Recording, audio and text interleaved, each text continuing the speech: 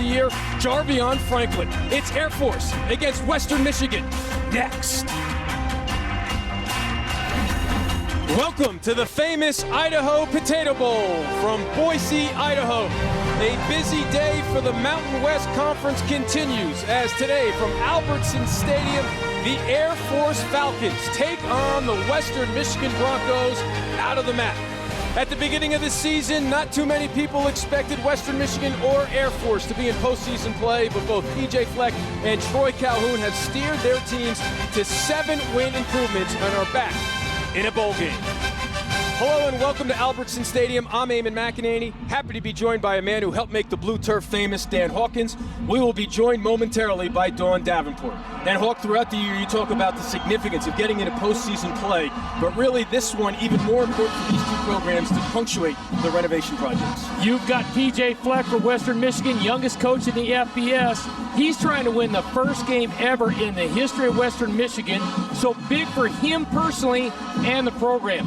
Troy Calhoun, last year a little off year, this year wins the Commander-in-Chief trophy, gets back in the bowl picture. Another similarity for these two programs, key contributions from offensive superstars who weren't able to contribute a year ago. Yeah, true freshman Jarvion Franklin, tailback for Western Michigan. He's got size, he's got speed, over a 1,500-yard rusher, 24 touchdowns, first player ever to win the most valuable freshman and most valuable offensive player in the MAC.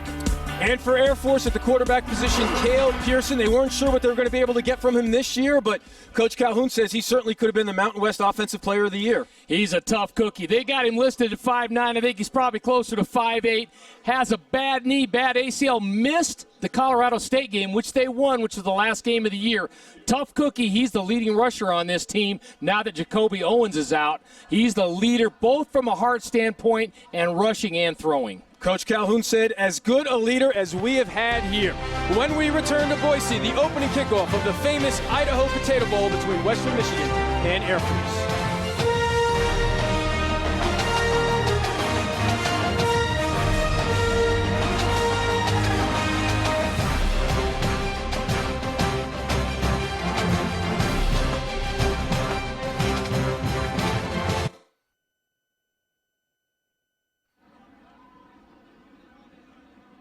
Is your how you play this game, how you represent yourself and your family, how you represent Western Michigan University. Men, it is time for this program to draw a line in the sand.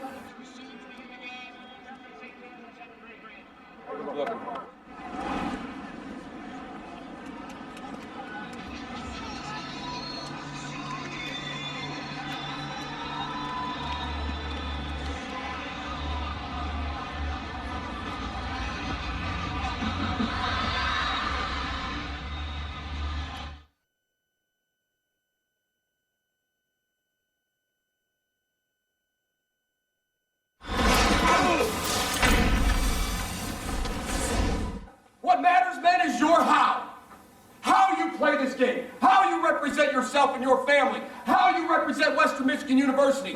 Men, it is time for this program to draw a line in the sand from past and present. Let's go win our first bowl game.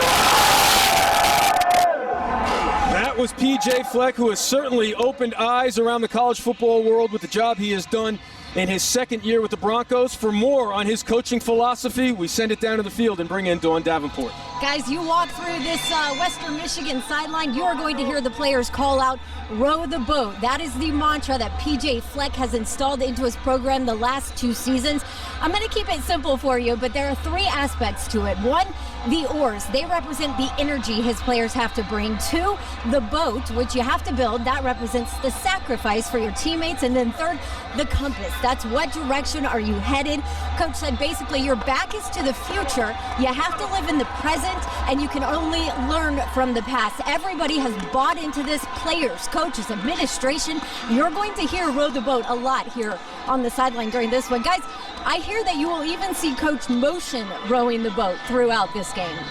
Well, there is no denying that they have bought into that mantra, RTB, omnipresent around the Bronco program. As we take a look at Troy Calhoun, first graduate of the academy to become the head football coach at Air Force, has him back in a bowl game. There we see 42 degrees It's rained off and on throughout the day here, picking up right about now. Air Force won the toss and elected to receive. Paco Solano back to receive for the Falcons. We are underway from the famous Idaho Potato Bowl. And it'll be a touchback. And Coach, certainly we shouldn't be surprised that Coach Calhoun decided to receive the opening kickoff. Well, it's the strength of this team. I think that's where the heart and soul of it is, obviously with Cale Pearson at quarterback. It's important for them, I think, to control the game, score first, because of the style of offense that they use. They want to control the clock, control the ground, get out ahead and control the game that way. As Coach Hawkins mentioned in our open, Jacoby Owens, the 1,000-yard rusher, the sophomore out. So Cale Pearson runs the show, and it's more of a fullback-centered rushing attack. Pearson pitches it, loses it, loose ball. Western Michigan recovers it. Rontavious Atkins fell on it for the Broncos. So just like that, the Broncos get the early break. Two teams that got into this game because they've been on the plus side of the turnover margin this year. It's been key for them. You got a little rain out there, you got a little slippage. Trying to come with a little option to see what Western Michigan has in store, and just not a good job concentrating and catching the football. Pitch was decent, had a little bit of pressure early on, but just a lack of focus right at the end. It was the senior Donald Seliscar coming up with the hit. Devin Rushing couldn't handle the pitch. So now PJ Fleck sends his offense out there, 1st and 10 from the Air Force 30. Zach Terrell, the quarterback for Western Michigan, looking to throw. Through the hands of Daniel Braverman, incomplete. You see a little result of the rain right there, a little slippage. They throw, Terrell throws for a 70% clip. He's a very efficient passer. And you're going to see probably the weather affect both the ball handling in the option game for Air Force and the passing game for the Broncos. There's the 70% completion percentage. Before the season, Coach Fleck said for us to be successful, Zach Terrell has to complete 70% of his passes. Everyone rolled his eyes, but he was right on the money. 4 wideouts, Franklin in the backfield for 2nd and 10. This is Corey Davis who can't make the grab. Finally, they whistle it down. So that sets up 3rd and 10 here for the Broncos, looking to cash in on the early turnover. You've seen all 3 plays here early on, weather having a little bit of a factor. Guys on the receiver are going to have to do a good job body catching and using as much of their arms as possible to cradle that pigskin in. Fabian Johnson now in the backfield. The long this year for Andrew Holdeman is 44 yards, so obviously they want to get the first down to begin with, but they also need to pick up some yards to get in his range. Trips to the right. Davis, bottom of your screen left. Terrell. Complete for a first down. Darius Phillips. Did a great job getting that off under pressure. Air Force brought pressure up inside. Terrell stepping up and making a throw as he's getting guys in his face. I think that's a hallmark of a good quarterback, and then very accurate. 15-yard pickup, 1st and 10 now from the Falcons 15. Franklin back in the backfield with Terrell.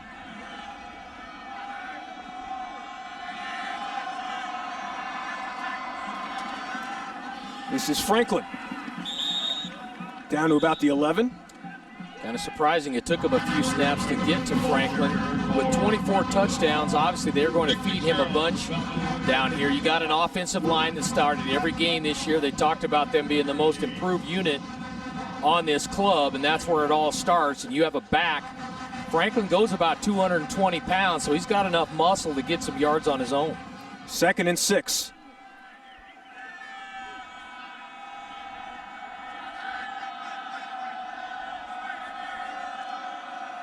Air Force showing pressure. Back to Franklin. He turns the corner. Flag on the play as he gets the first down. We might have had a little hold on the edge. Air Force bringing pressure up inside. Number 89 of the offense. It's a 10-yard penalty. 2nd down. That's against the tight end, Eric Boyden, as we get our first look at our referee, Mike Roach. It's an American Athletic Conference crew. Air Force bringing pressure up inside. Play was outside, so they're able to wash that pressure down. And without the holding on the edge, pretty good little scheme. So that makes it 2nd and 15 from the 21. Corey Davis in the slot to the left of Terrell. See Air Force really moving a lot on defense, and you see Terrell looking over the sidelines. They'll flash and try to get in the right play if they give it away too soon. Terrell with all day, throws high. Incomplete. Almost intercepted. Jordan Mays got his hand on it, but couldn't bring it in. I think Mays would have had it. Steelhammer got over there and got in his way.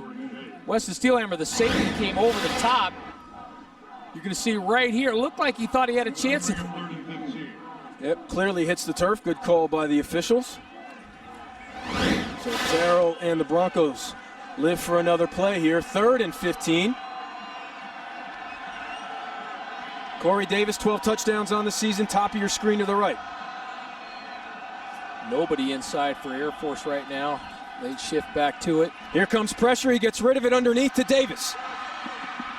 Makes one man miss. Close to a first down, but he will be short. Tackled by Jordan Pierce. So he picks up 12. Good job by Air Force, not giving up the first down, making them throw the ball underneath and then running it down. If they end up just giving up 3 points here after the turnover on the first drive, it'll be a little bit of a moral victory for the Falcons. There's a look at Andrew Haldeman's numbers. This will be a 25-yarder.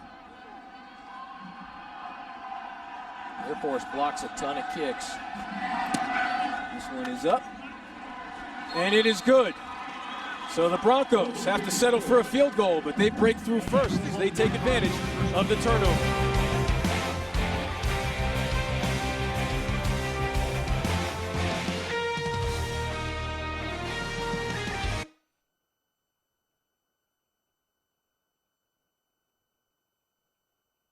Graduate to become head coach at the Air Force Academy, and you would expect it with him as coach that you'd have a quality quarterback, because that was the position he played for the Falcons. As we kick it off here, another touchback.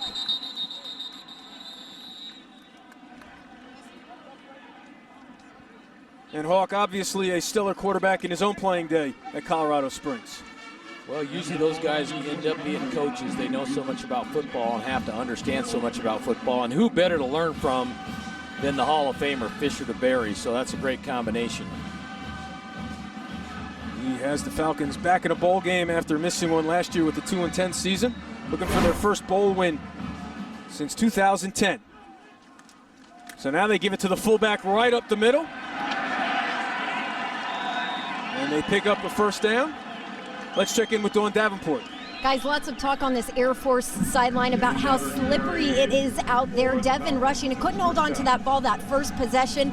Actually switched gloves. A couple of the other backs joined him as well. Coaches really preaching ball security over here.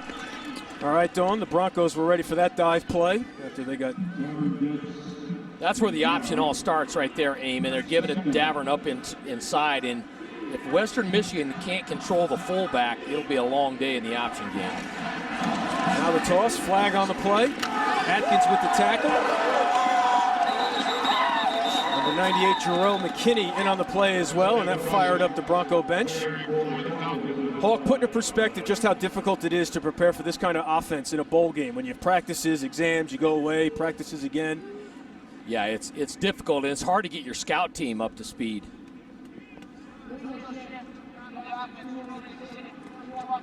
Time, the penalties decline.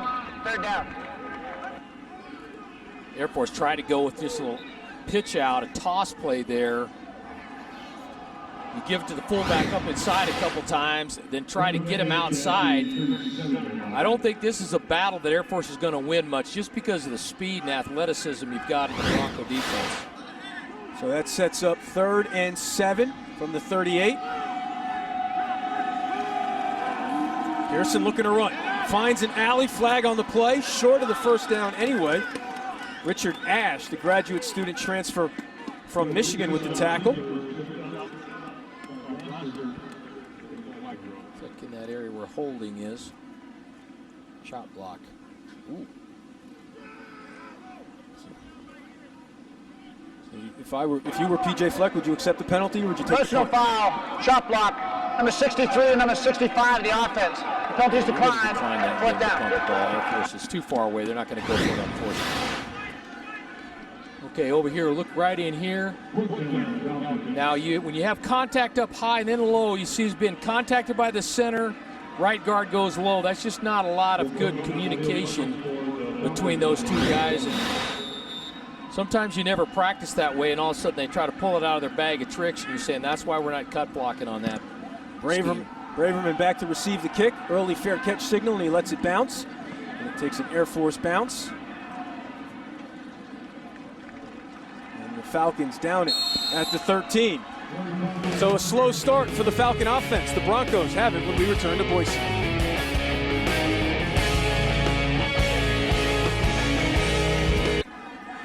You're saying that they're busy at the academy is what you're saying. Yeah, I don't think there's a lot of free opportunities to go down to the lanes and throw it down the hardwood.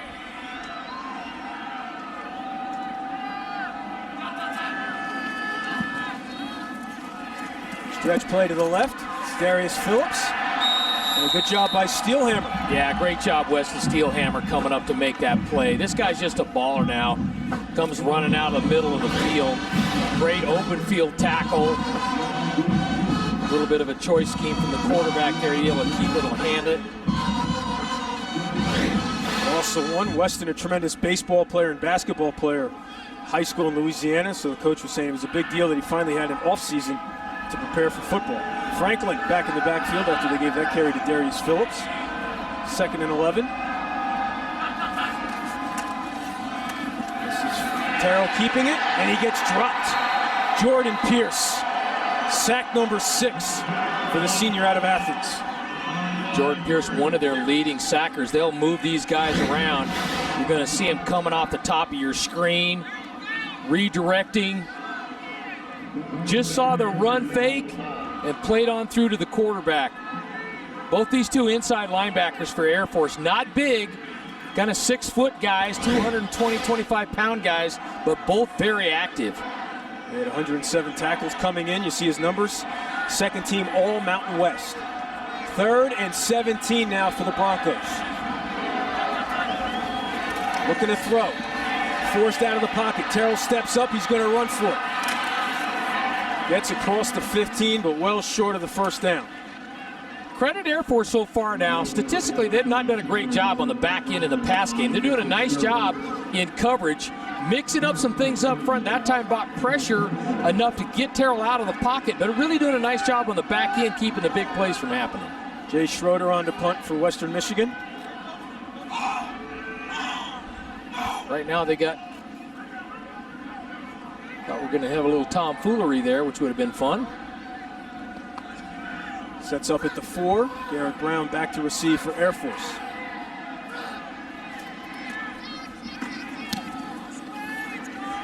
Good kick, driving Brown all the way back to the 30, retreating as he makes the grab. Makes one man miss. Gets hit from behind and dropped at the 39.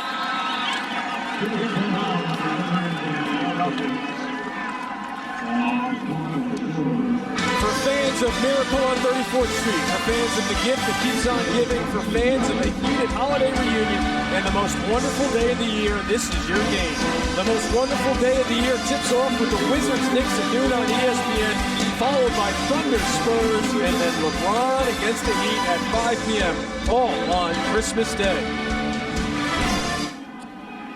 LeBron had 22 last night as the Cavs beat the Brooklyn Nets. Dancing potato. Air Force gets out of the wishbone set. Doing that play right up the middle. It is a little bit of a misnomer. I think option-wise, Air Force probably runs it about 6, 7, 8 times a game. But you have to work on it defensively. But they are very much a pro-style type team. They will get in the gun. They run a ton of zone. They run a ton of power. They're not just a triple option team, which you see in many cases with Navy and Army, which are pretty much full-time triple option teams. 2nd and here's the toss to Brown. He gets outside. Make that DJ Johnson the fullback. He gets the first down. Same play that got stuffed going to the right side of the previous drive. This time they were able to get the edge seal and get outside. Air Force going to get out and cut people down. You see right there, guys off their feet. Now there's the dive up the middle to DJ Johnson, and he runs angry. That's what Coach Calhoun said, and that's what we just saw, a 10-yard pickup by the fullback. Both of these fullbacks, DJ Johnson and Shayne Davern, can both motor it up in there now. These guys are packed up. They look like, normal Division I FBS type fullbacks. So they actually mark him short of the first down, a gain of 9.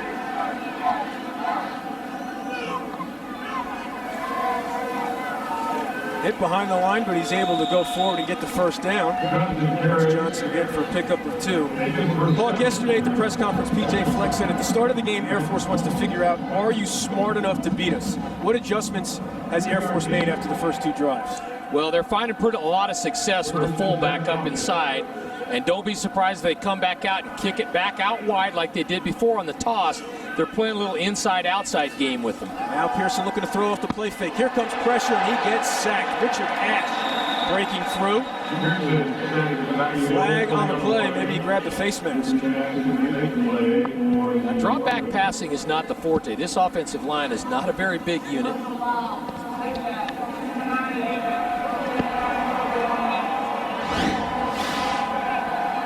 Richard Ash gets some pressure up inside. Sure enough, anytime you grab any part of the helmet, it's face mask, even if it's the side. But as we mentioned, that offensive line, not real huge. Not a lot of guys over 6 foot up front, and a lot of guys in that 250 to 270 range, which for Division I football is not real big up front. Here's the toss outside.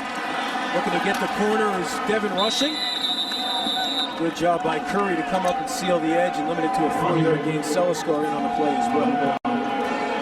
This type of an offense keeps stressing the defense, and you have to be sound at every point of attack because they'll keep pecking away and forcing you to continue to adjust. They've got A-gap runs, B-gap runs, C-gap runs all along the line of scrimmage. There's Davern. Spinning forward for a few more yards after being hit by Robert Spillane. The speed of which the option game is run is very difficult to replicate. Now here you see they're going lightning, which is their really fast tempo. Who blinked? From here it looked like Cleveland Smith jumped for Western Michigan. Yeah. Patrick Noyes had kind of fired off as well inside. It's hard to tell. It's close to being simultaneous. Offside with contact, number 8 of the defense. It's a 5-yard penalty, results in the first down. PJ Fleck not happy with the call at all. Look up inside here. Yep. The reaction by Noyes to the penetration. 1st and 10 from the 13. There's a hole for Rushing, gets inside the 10.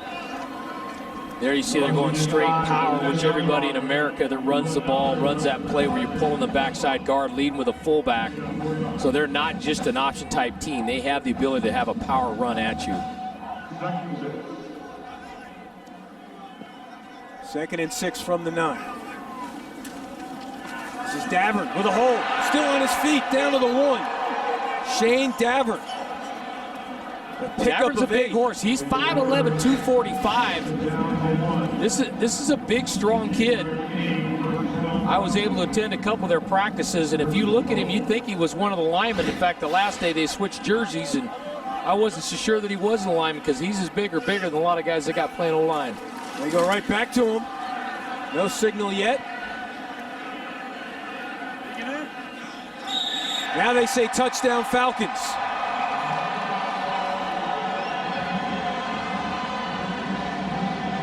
Well, that's when it all starts with that fullback, and Western Michigan knows that. They're going to have to start stacking up inside, either slant or move, and you see just a little bit of pressure that ends up getting the ball over late.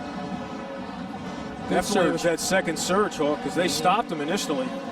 Good second effort for touchdown number 7 on the season for the sophomore out of Carlsbad, California.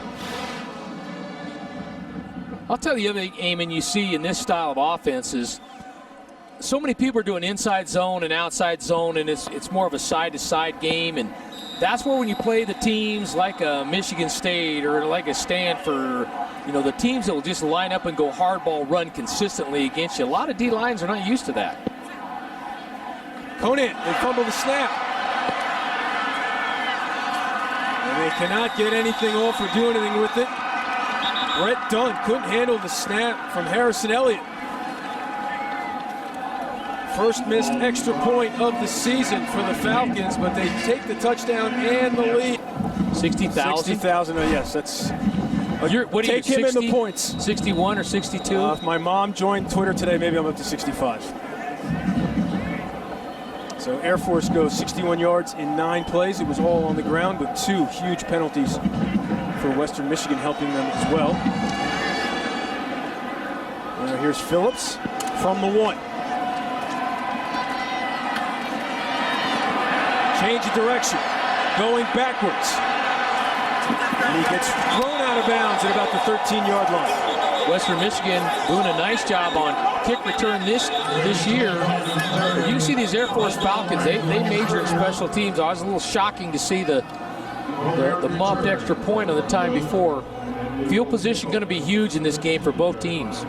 Jamal Byrd with the tackle. So again, Western Michigan looking to make history here in Idaho this afternoon. Starting off without great field position after PJ Fleck's ball club picked up the fumble on the first play of the game. And you see the 6th bowl game in school history, still looking for the first win.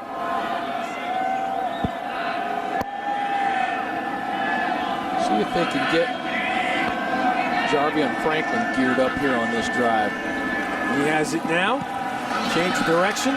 Puts his foot in the ground and loses the ball. Still loose. The Broncos say they have it. It looked like they had the best beat on it. And they get it back. Simple inside zone play. Don talked about ball security. Gets away from the body there. Good alert play. Yielded. Linebacker with the tackle on the strip. Broncos like to say the ball is the program. Well, the program was on the blue turf for a moment there. Now looking to throw, wide receiver screen, well defended. So Terrell makes a good adjustment, and he has plenty of room to run. Across the 40, past midfield, down to the 42. Jordan Pierce finally with the tackle, but a great adjustment by the quarterback. Yeah, great job by Zach Terrell. He wanted to pull this and throw the quick screen outside, but Steelhammer, pretty smart, he got in the way, and he just pulled it and ran. 41 yards, a season-long run for the redshirt sophomore out of Fort Wayne, Indiana. 2 different squads here. You got the senior-laden squad over on the Air Force, and you got the young guys for Western Michigan.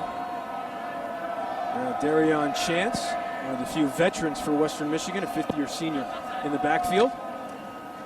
He has it here, right up the middle for a short gain. Give him a yard. Nick Fitzgerald with the tackle. You got to wonder at some point here if Western Michigan doesn't try to take a shot. Normally, you kind of get in this part of the field, that plus 40 area. Teams will want to do something to try to get the ball down the field into the red zone. Came out throwing after the fumble recovery, but we have not heard much from Corey Davis since. He's top of your screen to the right. Air Force showing pressure. Air Force done a nice job of disguising and moving around, and they're switching just as much as the Western Michigan offense is. Loses it and gets it back. Looked like he had a tough time bringing it up to throw. Again, it is a wet ball. I got to tell you a little bit, Eamon, we don't get a lot of rainy days here in Les Bois, Boise, Idaho. Actually, it looked like he got hit Chance just a little bit, yeah. So maybe not just the weather in that case, but clearly the weather, a little slippage on both sides of the ball. So that makes it 3rd and 10. Trips to the left, Davis to the right.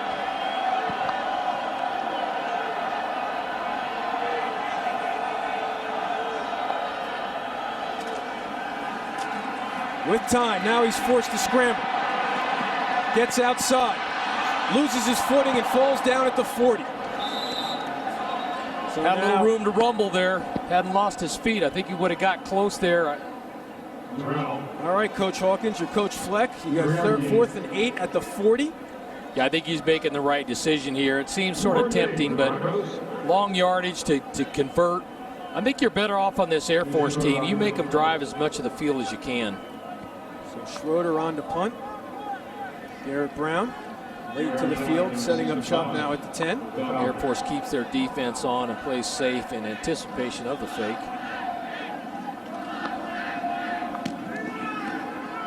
Low line drive. And that's going to be a penalty. So there goes your good field position for Western Michigan. Not a smart play there, as they had the fair catch signal made and they had him backed up inside the 10. And Austin Guido, a little too overzealous, a little too much enthusiasm on the special teams coverage. Well, I think coverage. the fair catch signal was made early, and he didn't see it as he pointed there. That's not a great fair catch signal. It didn't really look like he was pointing at blockers. I could see the confusion. But yeah, but anytime you put your hand up. Tackling the fair catch signal on the kicking team. 15-yard penalty, first down. Anytime you put your hand up, they're going to call that as a fair catch. Or even if you wave your hands down low, they consider that a fair catch signal as well. And tonight's storyline brought to you by Kay Jewelers. We've talked about the improvement. Both schools have improved total wins by 7 games, looking to validate that with a bowl victory. And Western Michigan looking to make history. And as you would imagine, Air Force very effective with the ground game. And that was the case on their go-ahead touchdown drive. Now looking to throw. Has a man open. It's Brown with the grab. There's a first down. And it's pretty impressive, Hawk, that even without their 1,000-yard rusher, Jacoby Owens, they've been able to be effective with the running game. Yeah, well, a lot of that sales centers around Cale Pearson, as we talked about. He's picked up the load, and then they've just been handed to the fullbacks both a lot more. DJ Johnson lined up at fullback now.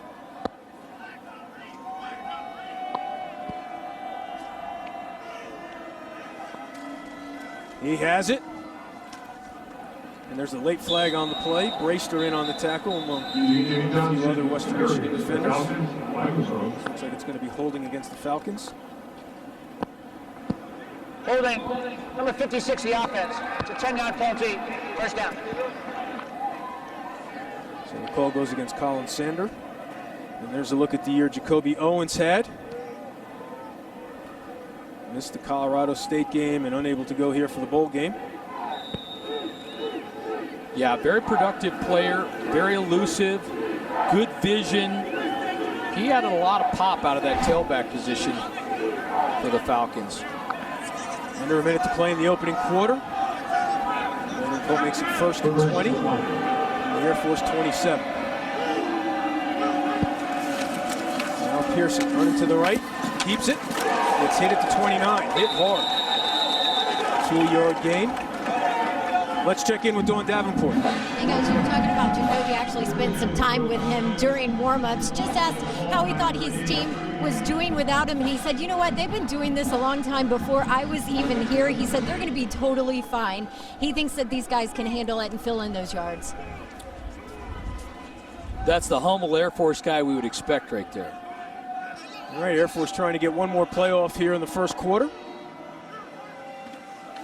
Pearson changes directions. Holds onto it, hit by Curry and Spillane. Justin Curry and Robert Spillane with the tackle on the 2-yard gain for number 2. So that'll do it for the first quarter. The Air Force coughed it up on the first play. Really certainly captivated sports fans across the country, not just college football fans this year. So now, 3rd and 15 for the Air Force Academy. On its own 32. Pearson forced out of the pocket. Complete over the middle. That's Rushing making the grab, well shy of the first down. Pickup of 8, but that'll bring on Will Conan to punt. Yeah, smart move. You got 3rd and long. You know, we always talked about just throw it for half the distance, and then if you got a punt, just try to get half the distance back, and it's okay to punt. You start pressing the ball down the field that far, you're just asking for a turnover. So much talk about these high-scoring offenses, but right now it's the defenses setting the tone. Braverman back to receive at the 21.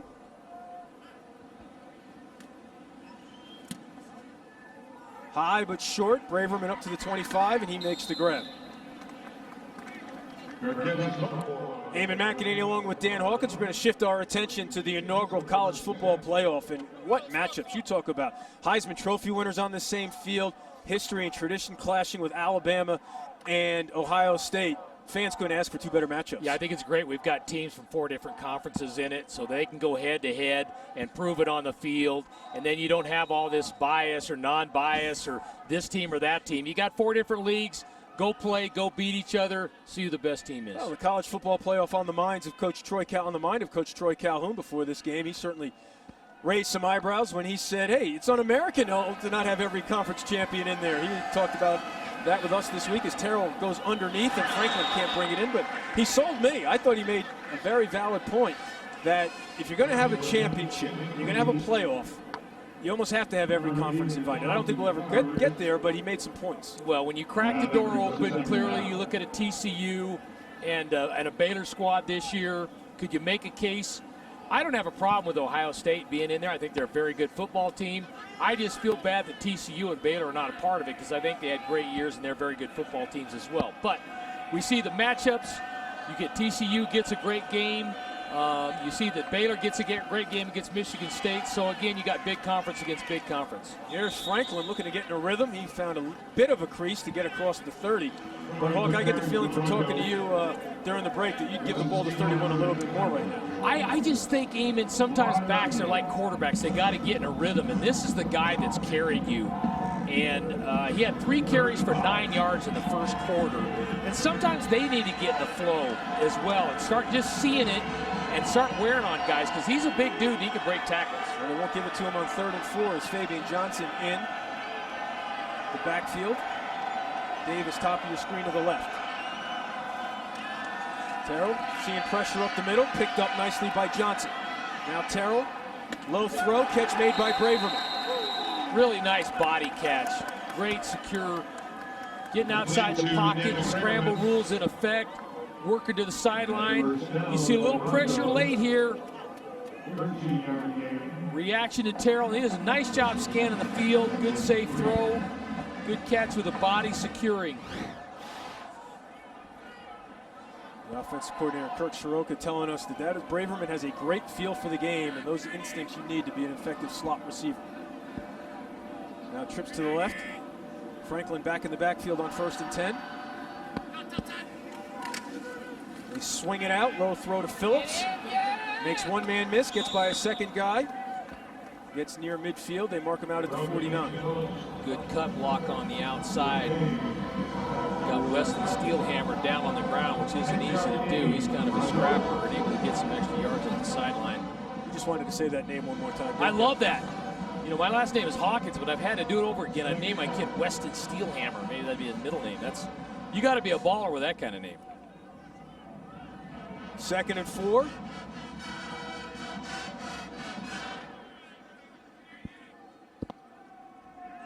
Western Michigan getting in a little bit of a rhythm. They haven't had a lot of opportunities to put a lot of plays together. Franklin into Air Force territory. Looks like he has the first down. Good job carrying it up in there. Didn't look like much, but it's 4-yard gain. I think they're going to move the chains for first down. I think as he gets warmed up, can be more of a go-to guy. Obviously, he's averaging over 120 yards a game and 24 touchdowns this year for the Broncos. He's a guy you want him to get the ball a bunch. PJ Fleck said we knew first play from practice. He said that is vision you cannot coach, and pulled him over after about 3 plays and said, look, young man, you're our starting running back. So they were not surprised at all that he's had a big year as a freshman. For the first time, Air Force crowding the ball, yeah, and they're taking a timeout. Right before the play clock expires, so we'll take a timeout as well. Terrell and the Broncos on the move, down by 3.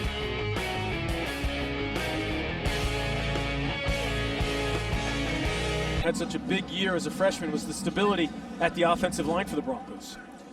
Yeah, that's where it all starts. You got to have those guys on the same page, and when you start running sort of a zone scheme like these guys run inside-outside zone, they've all got to be communicating, and then obviously protection as well. But you don't see a lot of teams that go through an entire year and start the same 5. That's pretty unusual, and that's that's one of the keys to success this year for the Broncos. Coach is telling us certainly the most improved part of the whole team has been the play of the offensive line this year. 1st and 10 after the timeout. Franklin in the backfield. Play fake. Terrell with time. Looking deep. Davis has a step. Touchdown, Western Michigan. Out of the timeout, they go for the home run ball, and Terrell delivers 47 yards. Yeah, I talked about it a couple drives ago, but you had to wonder if they weren't going to take a shot at some point. Now, when they took the timeout, Air Force started creeping up, and for the first time in this game, we're not really showing a too high shell with the safety, so you saw an opportunity to get over the top there. 8th straight game with a touchdown reception for number 84, his 13th of the season.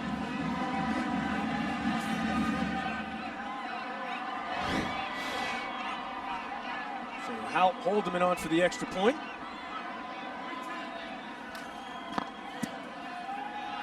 That's good, and the Broncos regain the lead. Drop it back. Davis running a simple post right over the right-hand side. Terrell doing a great job putting air on it, running to it. Touchdown, Broncos lead by 1.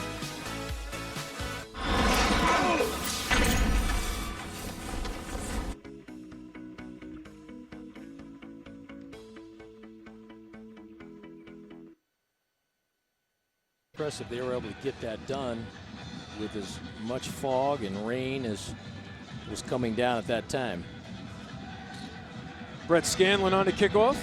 Solano back to receive. This one is short and returnable for Air Force. 1 to 2 across the 20. Still on his feet crossing midfield. To about the 27. And Capital One Bowl Mania continues tonight as South Alabama takes on Bowling Green in the Raycom Media Camellia Bowl at 9:15 Eastern on ESPN from Montgomery, Alabama. Buck, you and I worked the South Alabama game earlier this year. You talk about significant turning points and the importance of getting into a bowl game. What a moment for that young program. Yeah, started football in 09, and Coach Jones pretty emotional about it, obviously, for his career and that program, to be there from when all he had was a pencil and a notepad to seeing that squad get into a bowl game. Pretty impressive. Here's rushing. Met at the 30 by Grant DePalma. Both those programs looking to finish off the season on a winning note after struggling down the stretch. Western Michigan took a shot to Davis for the touchdown on the last drive, and you wonder if Air Force doesn't have something loaded up their sleeve as well, because at some point Western Michigan's playing pretty close to the line of scrimmage with 10 guys. You need to back them off. Now Pearson to the left, has an alley across the 40, gets out of bounds at about the 45. He doesn't need a whole lot of daylight. No, he doesn't. He's pretty shifty, good runner. I don't think he's a burner, but he's very quick. Running counter option here, so they show action going right. Pull the lineman, come back over to the left-hand side. Helps keep that defense honest and stay in their place. That's the value of the option game, because it really plays tricks with your eyes, and it makes guys be very disciplined on defense. Davern still on his feet. He's going to go all the way. 55 yards, the fullback gives the lead back to Air Force. Most fullbacks never get to run 55 yards, so he's probably a little winded. There you go. You see Air Force doing a nice job. They just keep attacking outside, inside. They keep attacking every point here. Giving the ball just right up the right-hand side. You see the safety running over the top there. Justin Curry running outside over the top of that play. That's where that discipline comes into effect, playing the option. Coach Fleck said it yesterday at the press conference. What scares you about playing the option in the Air Force Academy is one mistake can kill you. And there was a simple dive. 55 yards later, you're trailing again.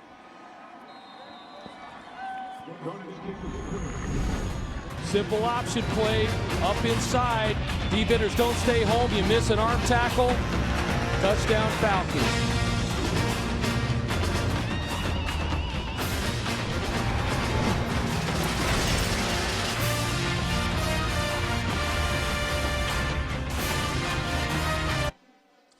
Who said the defenses were setting the tone? Was that me?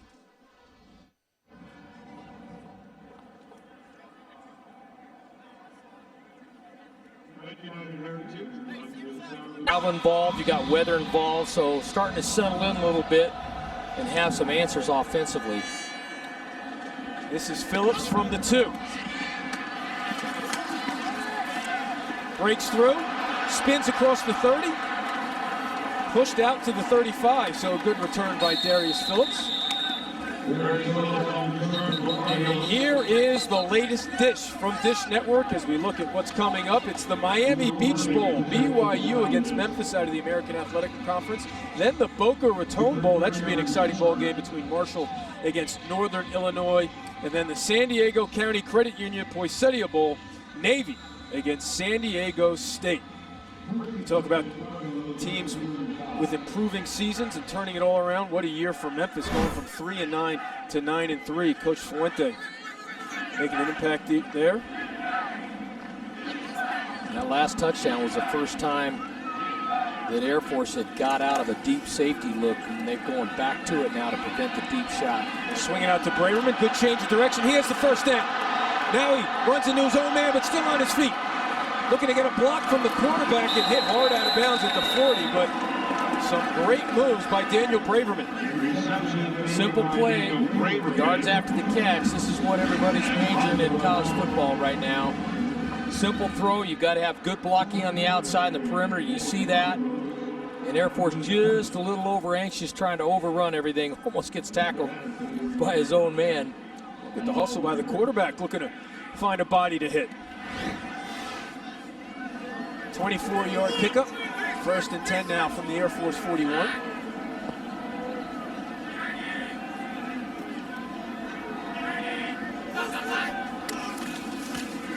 This is Franklin.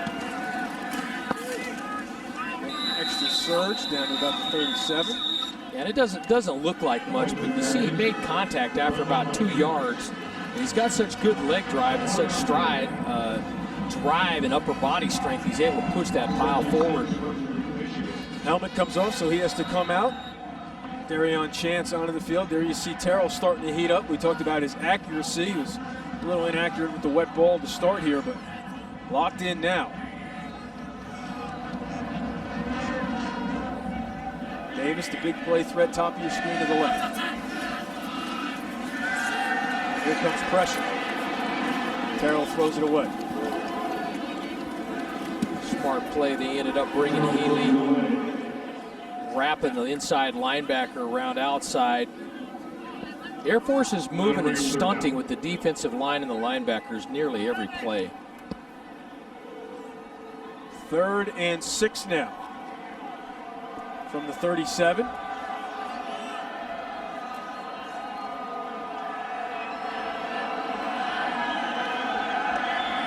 Broncos 2 of 5 on 3rd down conversions so far.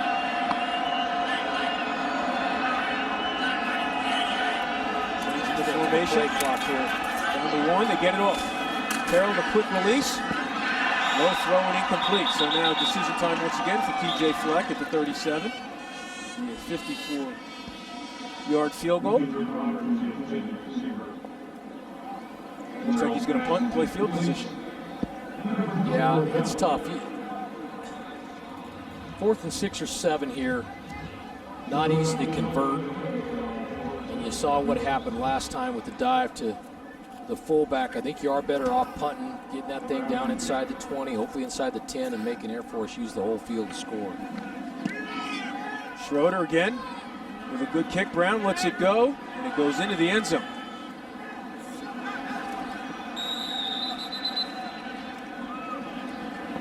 So it is a touchback.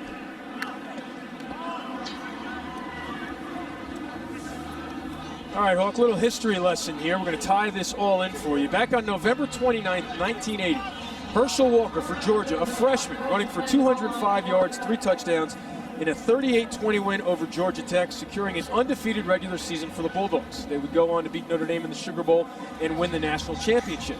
All right, so you're asking me what's the tie-in, Hawk? You want to take a guess? Yeah, I think I rushed for 5 yards on that day, maybe. Right? Well, here's your answer. It was the day that Western Michigan head coach P.J. Fleck was born. The youngest head coach in FBS.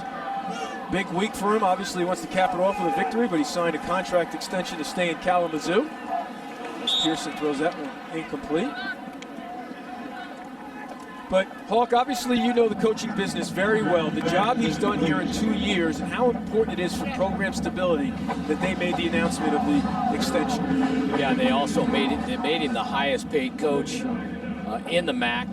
And I think Western Michigan has always had a commitment to football, and they've always had a very good football program there. And I think that just proves, where their inference lies here and taking care of PJ and making sure they get the Broncos back on track. Now Pearson's still with it, cuts upfield and is dropped. That's Curry again, 95 tackles coming in. He was ready for the quarterback on that one. So that sets up 3rd and 6. Anytime you start seeing the safety start making a lot of plays there, normally a play caller in the option offense is going to start trying to take a shot down there. That was a little counter option action. Obviously, it's a throwing down here, but maybe next series you get in a rundown, you might see a little play action try to get over the top of the safety. Here's the pitch outside. First down for Devin Russian.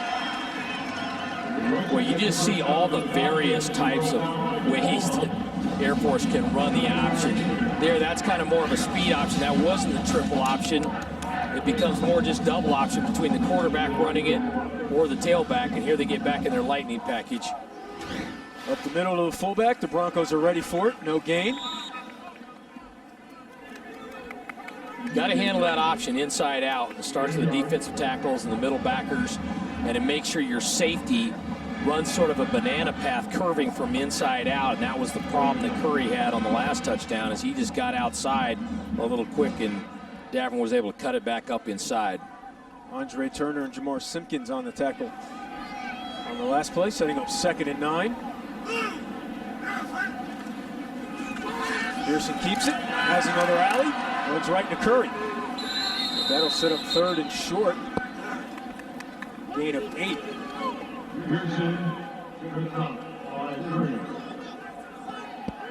So this is their bread and butter. 3rd and manageable, going quickly. I'll call it 3rd and 3.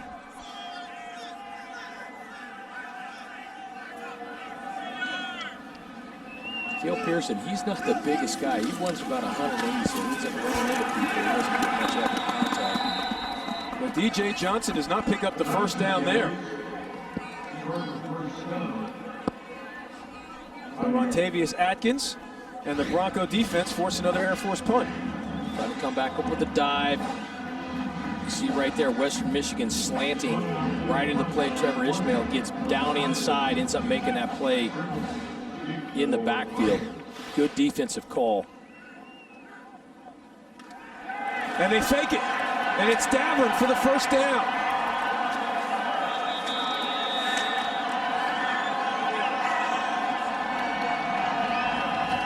So they roll the dice and they get 8 yards and they keep the drive alive. And the Western Michigan defense has to go right back out on the field. Right in here. Here you go. Run the snap to Davern up inside. Right there. Simple lead play. Good scheme. Had a ton of bubbles up front there, and they just ran right in the bubble with Western Michigan defense. Now Pearson off the play fake. Looking to cash in. Robinette makes the grab inside the 20. You knew it was coming, Eamon. You knew it was coming. There's Curry right there making the play. But anytime your safety starts making plays at the line of scrimmage, it's coming. That's option football at its finest. 38-yard pickup as they go for the sudden change play after the fake punt. You know, Robinette's a 6'3", 220-pound receiver. He's a guy that looks like many other receivers that would play on other FBS teams. Robert Spillane with the hit on Davern. Spillane, a part of football royalty, if you would. His grandfather, Johnny Latner, one of the 7 Heisman Trophy winners from Notre Dame out of Chicago. Both attended Fenwick High School. Spillane playing a lot more this year in his freshman year than many expected due to injuries. 2nd and 8. Pearson Calls his own number, stays on his feet, dropped at the 5, right at the marker. Pretty crafty. Now here's what happens on this play. He wanted to fake it to the fullback, but then that was the correct read, so you just follow it. You just stay right with it. And sometimes that happens. You don't give it to the fullback. You figure out as a quarterback, I should have given it, and you go ahead and follow the fullback. So they give him 7. He's just short of the first down, so it's 3rd and inches, not 1st and goal. They give it to Davern, and that'll set up 1st and goal from the 3.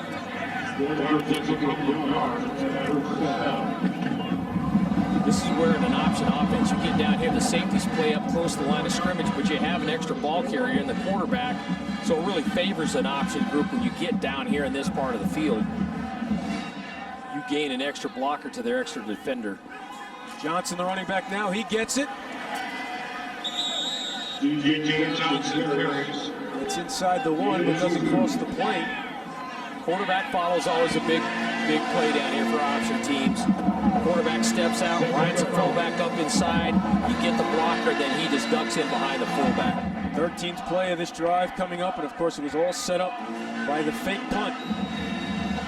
The snap to Davern. Now 2nd and goal from the 1. Pearson pushing the pile forward. Looks like he was in. Certainly did, but this crew wants to make sure. Not going to give it to him.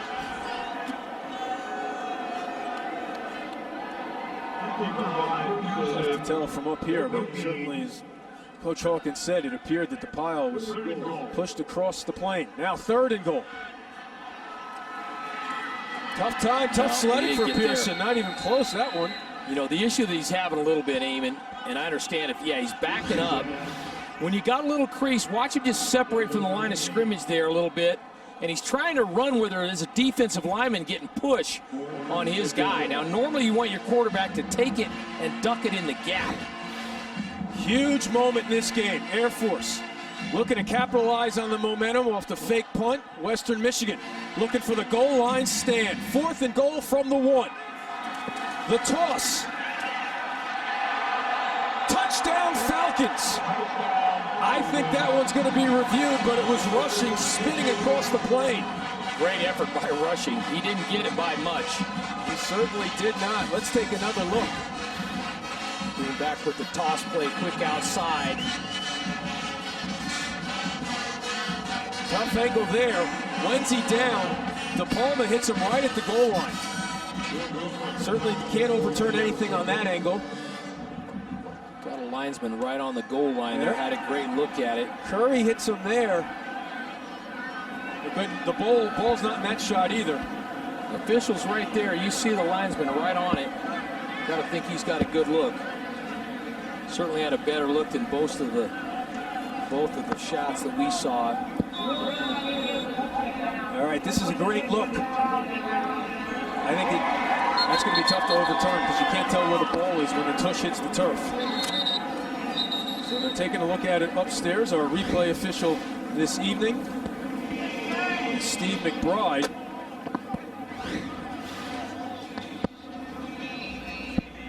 And you have to have indisputable video evidence. Where's the ball and the tush? Great effort. I think he crosses. That's going to be tough to overturn. If you had that look, as you're talking about, that the linesman had, it was right on it, where you can see the ball, his body, and the plane. Yeah, he was staring it down from the top of the screen. It's tough to tell if the ball crosses the plane while he's in the air there. And the way the ball is laying on top of his body as he comes across, you got to think the linesman's standing right on the line and see. This could be a great angle here. Oh, so close. I got to think this is going to stand. I don't think there's any way you could say he didn't score there. I concur with you, Coach Hawkins. Now, by the other After review, the ruling on the field is confirmed. It is a touchdown. Western Michigan will not charge the timeout. As we went into the review process, we're being buzzed before the timeout. Devin Rushing going into the locker room to get looked at with 2:32 left to play.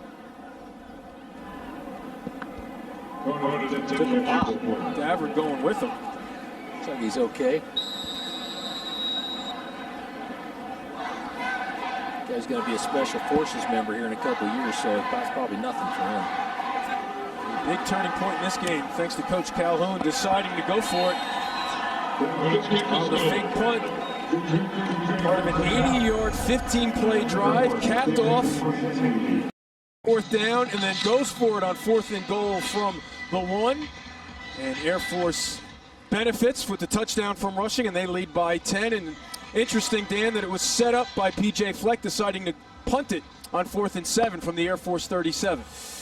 Yeah, I just think certainly he could have faked it at that point, but I think the odds are probably a little bit in Air Force's favor. Obviously going on a 4th down, going into goal, I think PJ probably would have done the same thing. But if you risk it and you don't get it, and then Western Michigan has a short field, but that's part of the game. You get a few breaks in a game and make it happen, and they certainly did right there.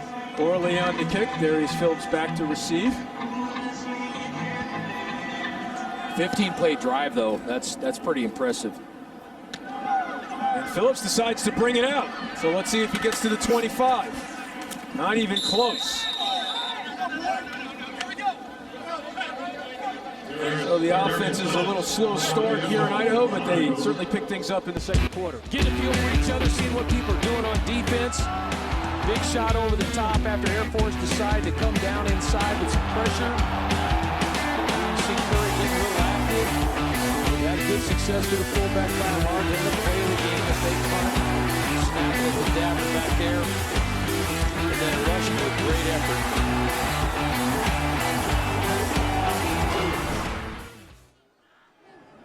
So 2:28 left in the half. The Broncos now down by 10. Braverman in motion. They fake the screen. All day. They had all day, and they settle for about a yard. Great coverage downfield as Connor Healy makes the tackle. Yeah, the problem is he didn't have any routes working back towards him over on this side or underneath that he could end up checking it back down to, because they tried to sell it on the pump and go on the outside and didn't have anything. Playing from behind, nothing new for the Broncos. In fact, they will tell you the defining moment of their season was their come-from-behind victory against Ball State, which started their winning streak. These no-huddle teams, though, they're built for these situations.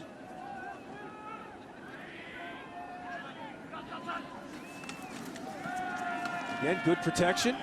Looking for Braverman, who makes the grab. Slips and falls after gaining the first down. Man coverage, playing a little man free. Everybody manned up with a free safety over the top that time. Haven't been playing a lot of that coverage. Terrell did a good job finding the matchup he liked and threw it.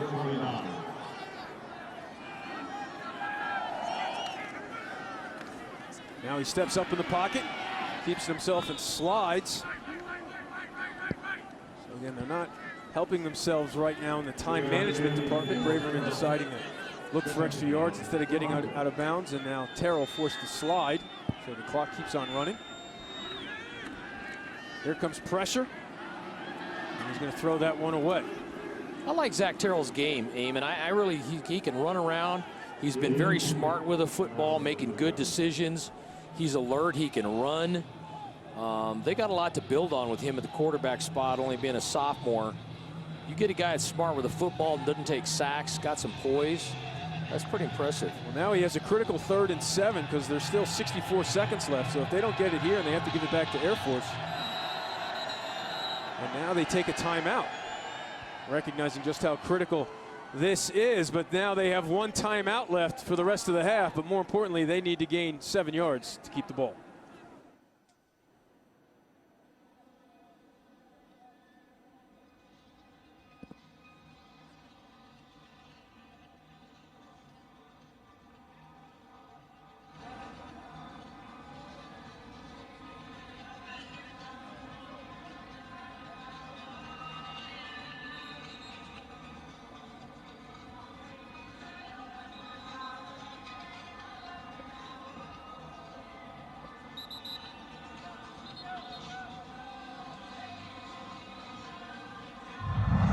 It is raining in Boise for the famous Idaho Potato Bowl.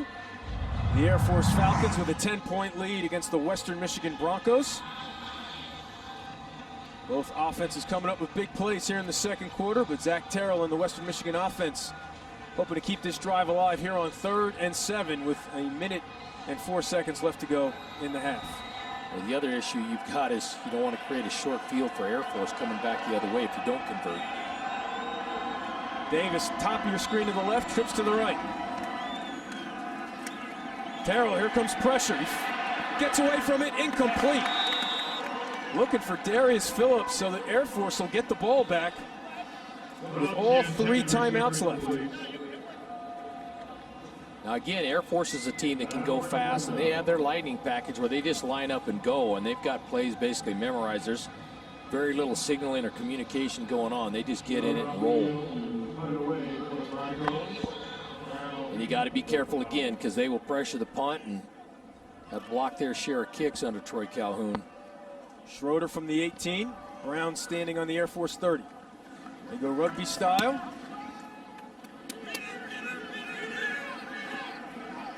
Takes a Western Michigan roll as Brown stays away from it, and they down at 25. So they have a tremendous kicker. Will Conan with 3 timeouts left. Not saying you have to settle for a field goal, but with 47 seconds left, if it's in play, you have a guy who has 5 career 50-yard field goals, including 2 from 50 this year, and he's the Mountain West Conference Special Teams Player of the Year. So that certainly impacts the play calling, I would imagine. Yeah, I would think in this case here, maybe you try to throw the ball down the field, see if you're productive at it. If you can move it a little bit, you go ahead and do it. If not, you're still up by 10. No need to be foolish. Western only has 1 timeout left, so they could get out of here without having to punt the football if they don't like where their field position is. Here's Davern. They like the 10-point lead. Make that Solano.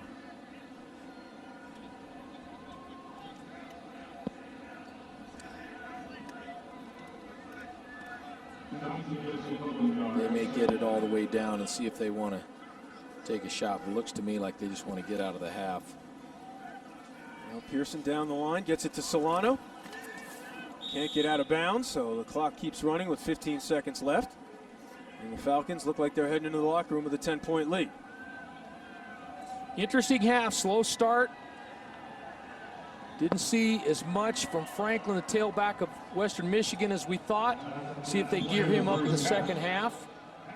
A couple big plays on both sides. So the Broncos head to the locker room down by 10 as Air Force regain the momentum thanks in large part to that fake punt call by that man, Coach Troy Calhoun.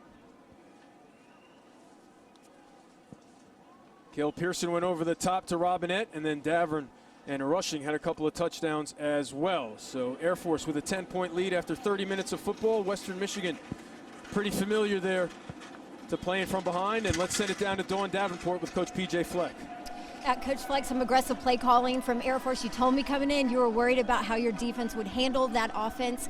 How do you assess their ability to do that in the first half? Well, we've got to move the ball better on offense. You know, we're just not in rhythm. We've made too many mistakes on offense, and we've got to play collectively, which puts our defense in a bad position. But, you know, we got to stay on our gap. We got to stay on our guy. You see, we miss a tackle when it goes for 54 yards. That's what happens. When you don't tackle well against a team like this, that's what happens. You talk about offense. Jarvion Franklin, just 21 yards. Your MAC Offensive Player of the Year. How do you get him more involved? Well, we got to give him some more carries. You know what we need to be able to do. They're doing a good job of putting a lot of people in the box, but we got to be able to hold on to the football. We're letting the circumstance dictate our behavior a little bit right now with the rain and the conditions and things like that. Not holding on to the football very well. We got to do a better job of that. All right, Coach. Appreciate the time. Appreciate it. Row the boat. The Broncos let one get away in their regular season finale against Northern Illinois. They're hoping for a reversal of fortune here against Air Force. Now let's go to Chris Cotter, Butch Davis, and Robert Smith in the studio for our halftime report.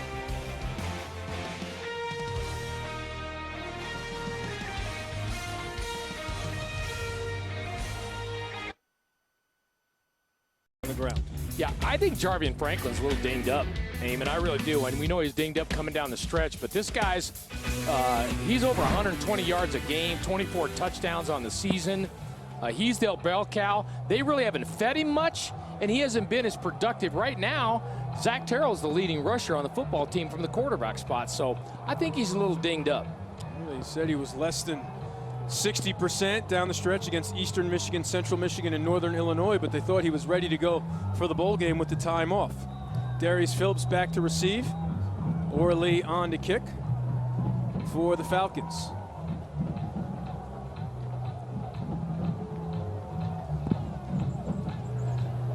Going to be important, I think, for Western Michigan to get started fast. See what kind of adjustments they have coming out of halftime, and we'll see if Franklin, I think if he's not involved much in the game plan, pretty clear indication. And this is a good way to start fast right here. Certainly Phillips out near midfield. Broncos looking for a late hit call, but he ran into the kicker. But a great return by Darius Phillips to set up the Broncos. Let's check in with Dawn Davenport. Cut down on mistakes. Despite the lead, that was the clear message from Coach Calhoun to his guys at half. He said, well, they've done a great job defensively on Jarvion Franklin. He said their quarterback has run all over them. They need to do a better job there. He said open tackling, or tackling in the open field, they got to work on that. And I asked him about offensively, that aggressive play calling. I said, Coach, you're pretty aggressive out there. Took some chances in the first half. He said, well, these guys are going to go on missions one day. He said, this is just a football game. They're going to take bigger chances. They're on those missions. So we're going to continue to do it. You're going to keep seeing it. All right, Dawn, thanks. Jarvion Franklin not out there to start the second half. They start with the reverse. Braverman throws it. Now he never reached the line of scrimmage, so that's going to be intentional grounding. He was certainly outside the pocket, but the ball has got to cross the line of scrimmage somewhere in the stadium. And there was no wide receiver close to that part of the field. Air Force was all over it. Both safeties were running downhill in that direction. They had no chance to get there.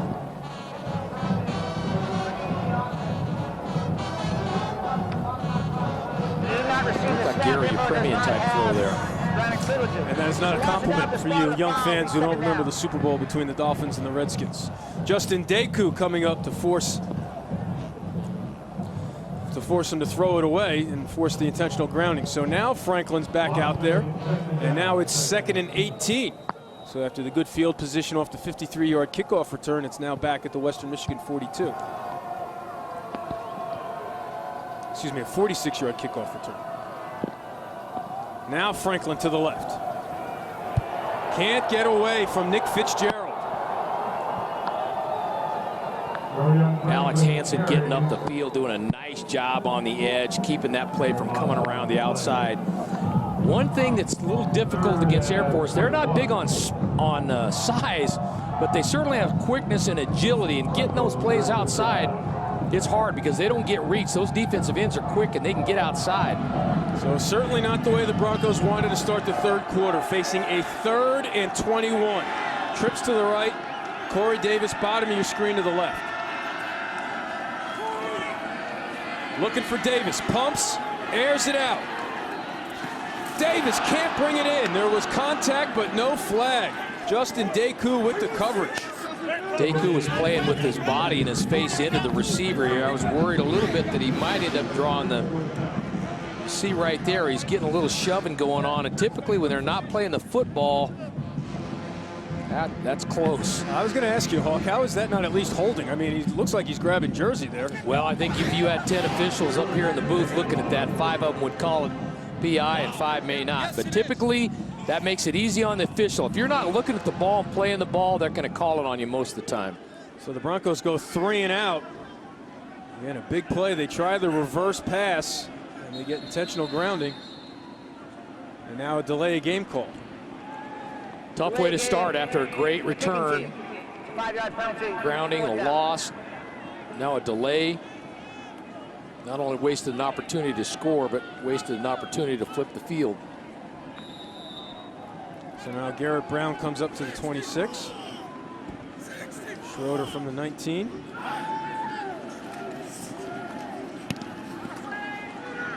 Low kick. Brown comes up to the 30. No fair catch signal. Not much doing. Curry with good coverage. So again, this game completely turned. Although Air Force had the lead, the fake punt still the big play of the first half. Risk and reward. Hiking it back to Davern here in the backfield circle, led by his blockers on the other side and just running right up in the bubble of the Western Michigan defense. Good design, good scheme, very well executed. That was part of the 15-play drive that ended up in the 4th down touchdown by Rushing. Now we have a hurt Bronco on the punt coverage. You can see the rain is coming down pretty good out there right now, which kind of hampers both teams. One, Western Michigan wanting to throw it, and Air Force trying to do the ball handling. Makes it a little dicey. So that's number 1, Rontavious Atkins, his senior strong safety.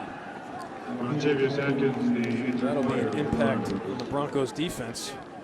One of the veteran leaders, certainly one of the tougher players on the team, is Ed Pinkham, the defense coordinator, told us this week.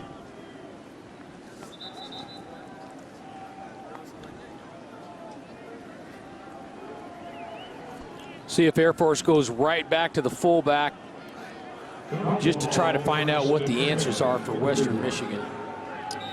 It's DJ Johnson. Remember, Davern and Rushing went into the locker room late in the first half. So here's Johnson running through the Spillane tackle. Here we come back to the fullback, DJ. A little different scheme. We're pulling the guard. It's not right up inside in the A-gaps where they've been hurting him before, but certainly very productive. You see the numbers right there, what they've been given to the fullback. Very few carries in comparison by a tailback in this offense. We go right back to him. He has the first down, and it takes about 5 or 6 Broncos to bring him down. That does not bode well for the Broncos. Obviously, they were big up inside with a fullback in the first half, and if you're not having many answers here to start the second half, not always a good sign defensively. And again, Hawk, obviously it's only the second possession of the third quarter, but this is a huge drive. If Western Michigan falls behind by 17 points, that's going to be tough sledding the rest of the way. Now Solano. So you really have to wonder about the health of Davern as he went to the locker room with Rushing late in the first half. They were not out there, obviously, for that final drive when the Falcons decided to run the clock out.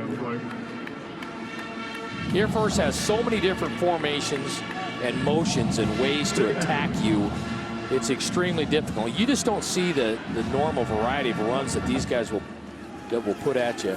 Pearson keeps it himself, makes the first man miss, and then Curry brings him down at midfield. So that'll set up a 3rd and 3. Try to get a little run-throw option going there.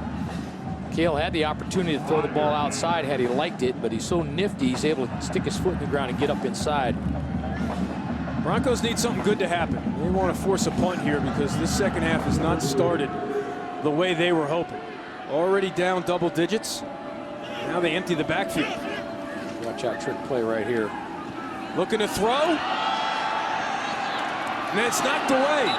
Is that Atkins back on the field? It is. Rontavious Atkins. Knocked it away from Garrett Griffin. So surprisingly, it was the Falcons going for the trick play after they were pretty much establishing dominance at the line of scrimmage on the fullback. Air Force was wanting pass interference, double pass, throwing it backwards, slipping the tight end up the field. Good discipline. Good discipline on defense by the Broncos. Davern back to receive, so the Broncos force the punt. Same formation that Air Force faked it on defensively in the first half.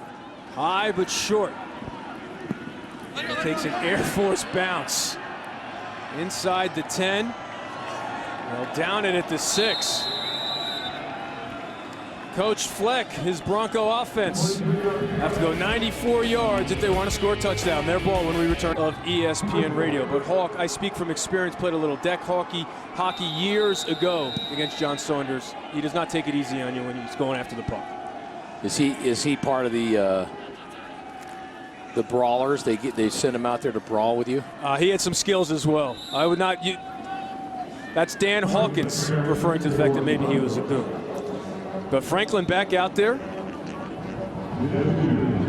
Now Hawk says that's not what he was saying. But John Saunders, certainly a tremendous hockey player in his college days for the Broncos. But now PJ Fleck, he told Dawn that the offense needs to get going and help out the defense. It certainly did not do that on the first drive. They pick up 2 on first down.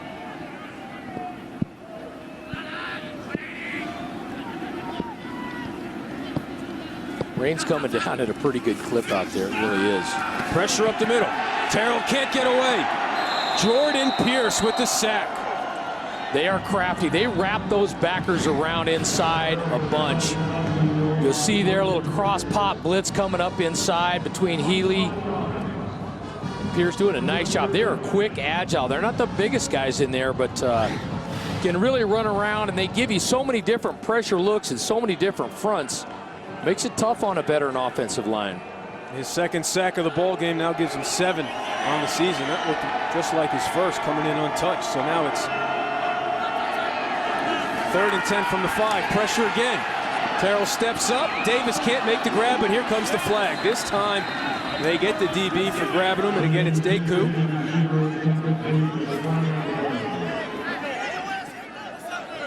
Air Force had been playing 2 deep man under. They're saying it's offensive pass interference, it looks like. They pointed to the direction of Western Michigan. Pass interference, number 84 the offense. Yep. Penalties decline. He certainly pushed off. Good call. So the wheels are coming off a bit here for the Western Michigan offense. It started with the intentional grounding play on the ball on the very first play of the 3rd quarter. And this drive has a sack and another offensive penalty. Got to be careful here now when you have a little bit of restricted field for the punter. We've talked before about the block kicks by Air Force. Good chance you're going to get a strong rush.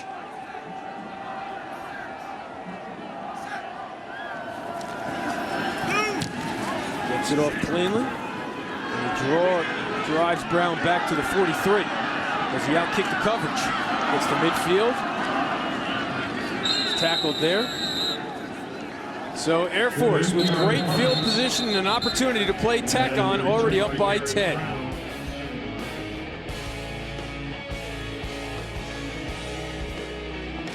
When it has rushed for more than 155 yards in a game right now, the Falcons have 206 on the ground.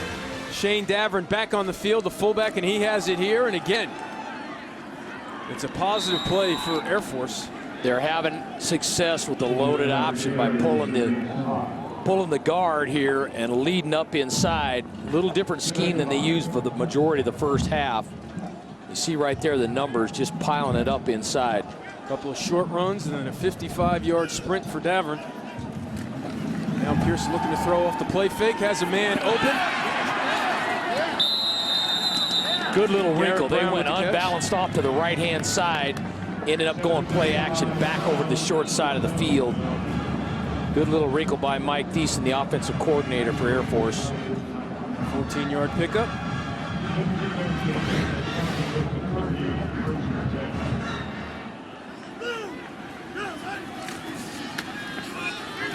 Pearson keeps it. Gets to the 25. Air Force using a tight end, a true tight end, an in-line tight end, a lot more this second half than the first half. Normally they've had a couple of wings next to tackles, but now this half they're stringing it out with one more gap and kind of giving Western a few problems.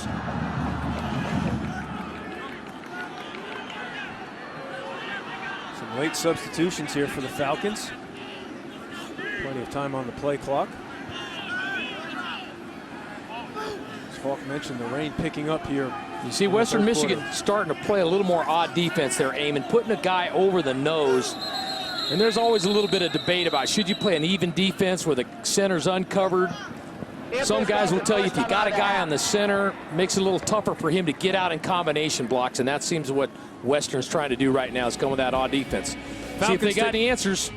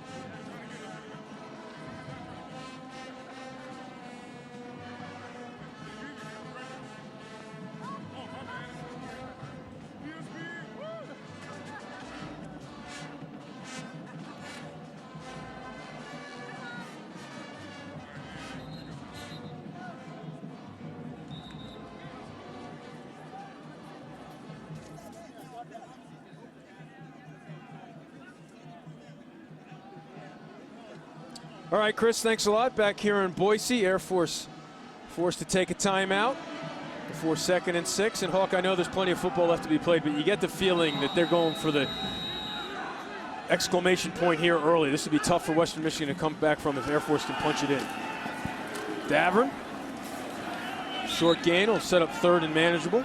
Yeah, and certainly the way they do it too, they just wear on you and grind on you, and it makes it's taxing physically and it's taxing mentally. And with the weather too, it makes it a little difficult to start throwing the ball effectively when you got a wet ball. Falcons going quickly. DJ Johnson, the lone back. Now motion. It's Johnson. He spins forward for the first down. Hit short of the first down, but he powers his way, and there's some chippiness going on. This is picked up here late in the first half throughout here the 3rd quarter. Mike Thiessen, offensive coordinator for Air Force, has found a little groove here by using a tight end and getting the fullback a little bit wider on that dive into the boundary, doing some unbalanced on that last formation, coming back with it again here.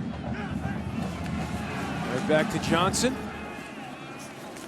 And he's always able to get that extra 1 or 2 yards. He's got huge calves, Eamon. I saw his calves in practice. I mean, they're huge. This guy's a put-together kid now. He's not the tallest guy, but he's pretty stout. Mountain West looking to go 2-2 now today. The MAC with another game left to play. Bowling Green against South Alabama. 2nd and 5 as the Falcons continue to march on against the Broncos here. Hit behind the line of scrimmage. Big play there by Cleveland Smith, the junior out of Miami. Yeah, that's one way to get some negative plays happening, is start penetrating, shoot some gaps, get into the mesh point. You see these backs from Air Force doing a great job covering up with 2 hands and making sure they secure the ball. But Western Michigan up to this point has been playing primarily a reading defense up front with their defensive line. You start penetrating, you got a chance to create some negative plays. All right, do they play it safe, willing to settle for the field goal, or do they come up with a rare throw? They have not thrown the ball that often now. Pearson forced out of the pocket into the end zone, knocked away. No flag. So looking for Griffin in the end zone, Seliscar and Curry on the coverage. Got a little pressure, a little play action. Coming back to the short side over here, away from the unbalance, which is on the other side of the line of scrimmage. Ball thrown just a little bit behind. Good job by Curry getting over the top on that play action play. So now Conan on for his first field goal since he delivered the game winner against Colorado State. This is a 31-yarder. The Mountain West Special Teams Player of the Year. Rightfully so. 18 for 20, 90% on the year. That's pretty good.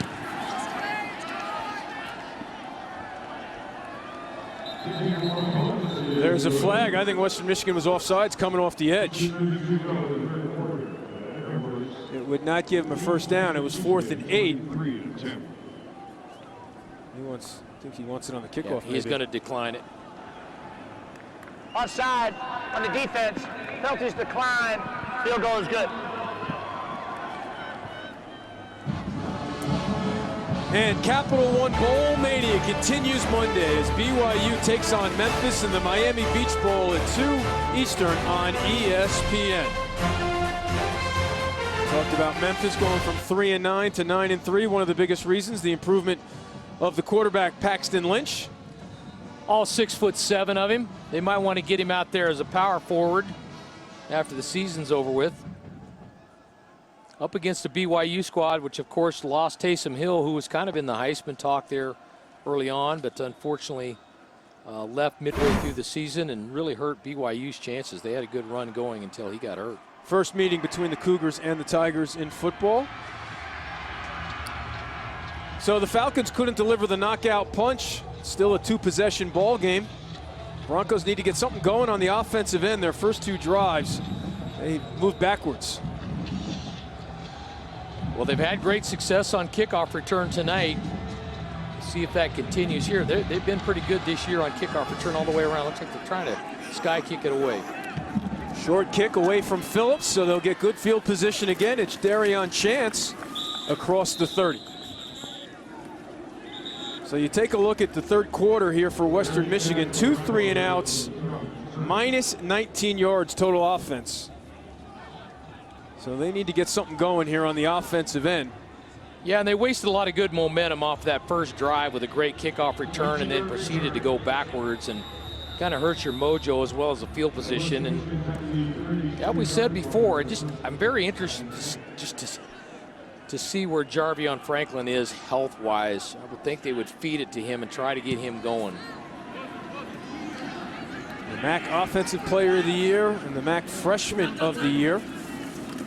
They're throwing on the slant, incomplete. Looking for Kendrick Roberts in his hands, but he couldn't bring in the wet ball. Yeah, the rain's let up just a little bit right now, but still pretty wet out there, pretty soggy. Simple slant route.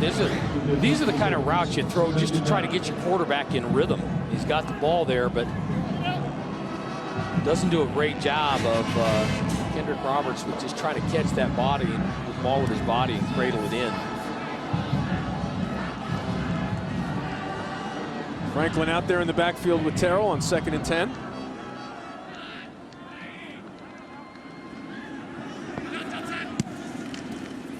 Play fake, another slant. This one's caught by Braverman. Really nice action by Zach Terrell again, throwing the slant route on the inside, pulling that ball off the fake. Just shy of the first down, so that'll bring up a 3rd and 1. Good action going away. Throwing that ball back into the hole, getting an Air Force defense, running with the flow of the play action. So, Hawk, you want to see about the health of Jarvion Franklin. I think this will provide you an answer here. Trying to go fast, big unbalanced. Here's the toss. You got it by He not just by much. got it. Air Force had penetration, but they couldn't bring the big fella down. Nice little wrinkle. They went hurry up unbalanced. Had a bunch of extra bodies over there on the right-hand side, so you get a little extra gap to get through. No need to panic if you're Western Michigan right now. Plenty of time in the game. You certainly have got to be productive on this drive, but as you mentioned before, still only a 2-score game. Lots of football to be played. Get into rhythm.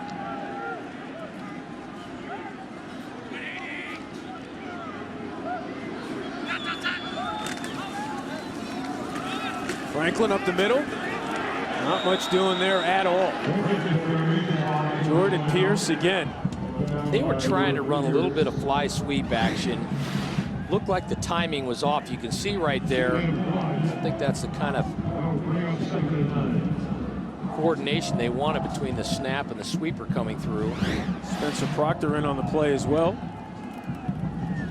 And they gain 1.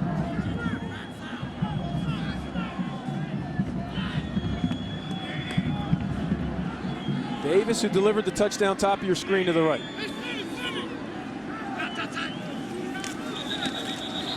Ooh, watch out. Uh-oh. Terrell got undercut.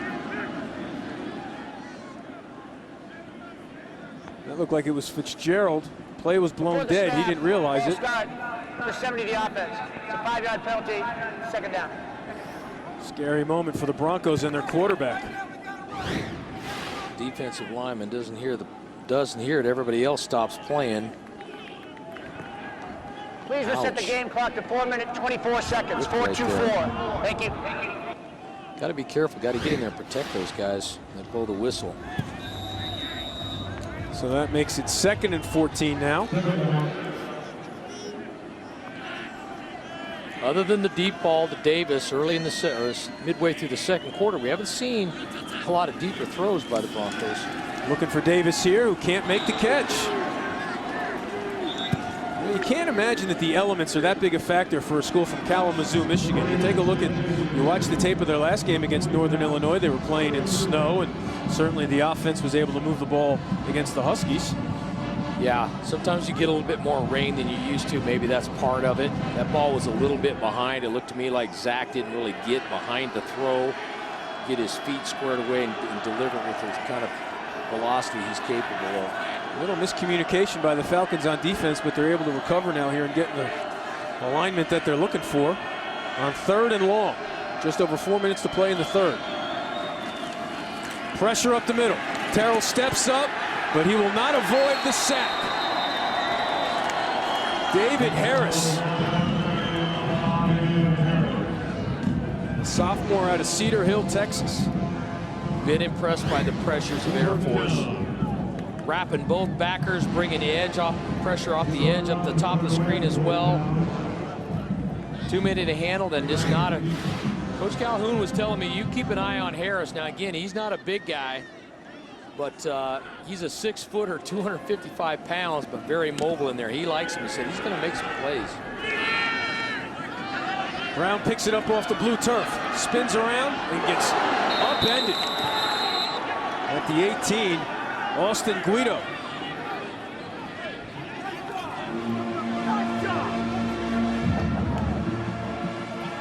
Let's take a look back with our Gildan Drive recap to the second quarter. 13-10 ball game when they faked the punt to Shayne Davern. And the Bronco defense couldn't recover. They went for the sudden change play to Robinette. And that hawk on 4th and goal. The keeper by Pearson, that set up the 4th and goal. Rushing. Not only a score, but 15 plays. That's an eternity. That's, you know, most people are scoring in about half that these days. Talk about 2 or 3 plays that decide a game. You go back to that fake punt. Take the ball out, got spotted, illegal touching, first down. It was after the Broncos punted it away on 4th and 7 from the Air Force 37. See if Air Force comes back to the tight end set. Continue to feed the fullback there a little wider. They've had a lot of success with that. Pearson goes to Robinette. Jalen Robinette with the grab. Really good wrinkle, faking the power up inside, getting a bootleg. Got a little flat go scheme on the outside. Gives the quarterback a nice play action up inside, but able to clear the line of scrimmage. And again, Cale Pearson, not the biggest guy, so throwing on the run outside where he's got a little room to see is probably favorable for him. Pick up a 5. Pearson holds on to it, squirts through, gets across the 35, short of the first down. So that'll bring up 3rd and 1. Again, really nice job. It's a subtle thing, but you saw the fullback come through there untouched, and Cale realized I should have given it to the fullback, and then he just followed him right up in the natural hole. That's a value of a veteran quarterback and a smart quarterback. DJ Johnson, the lone back for now.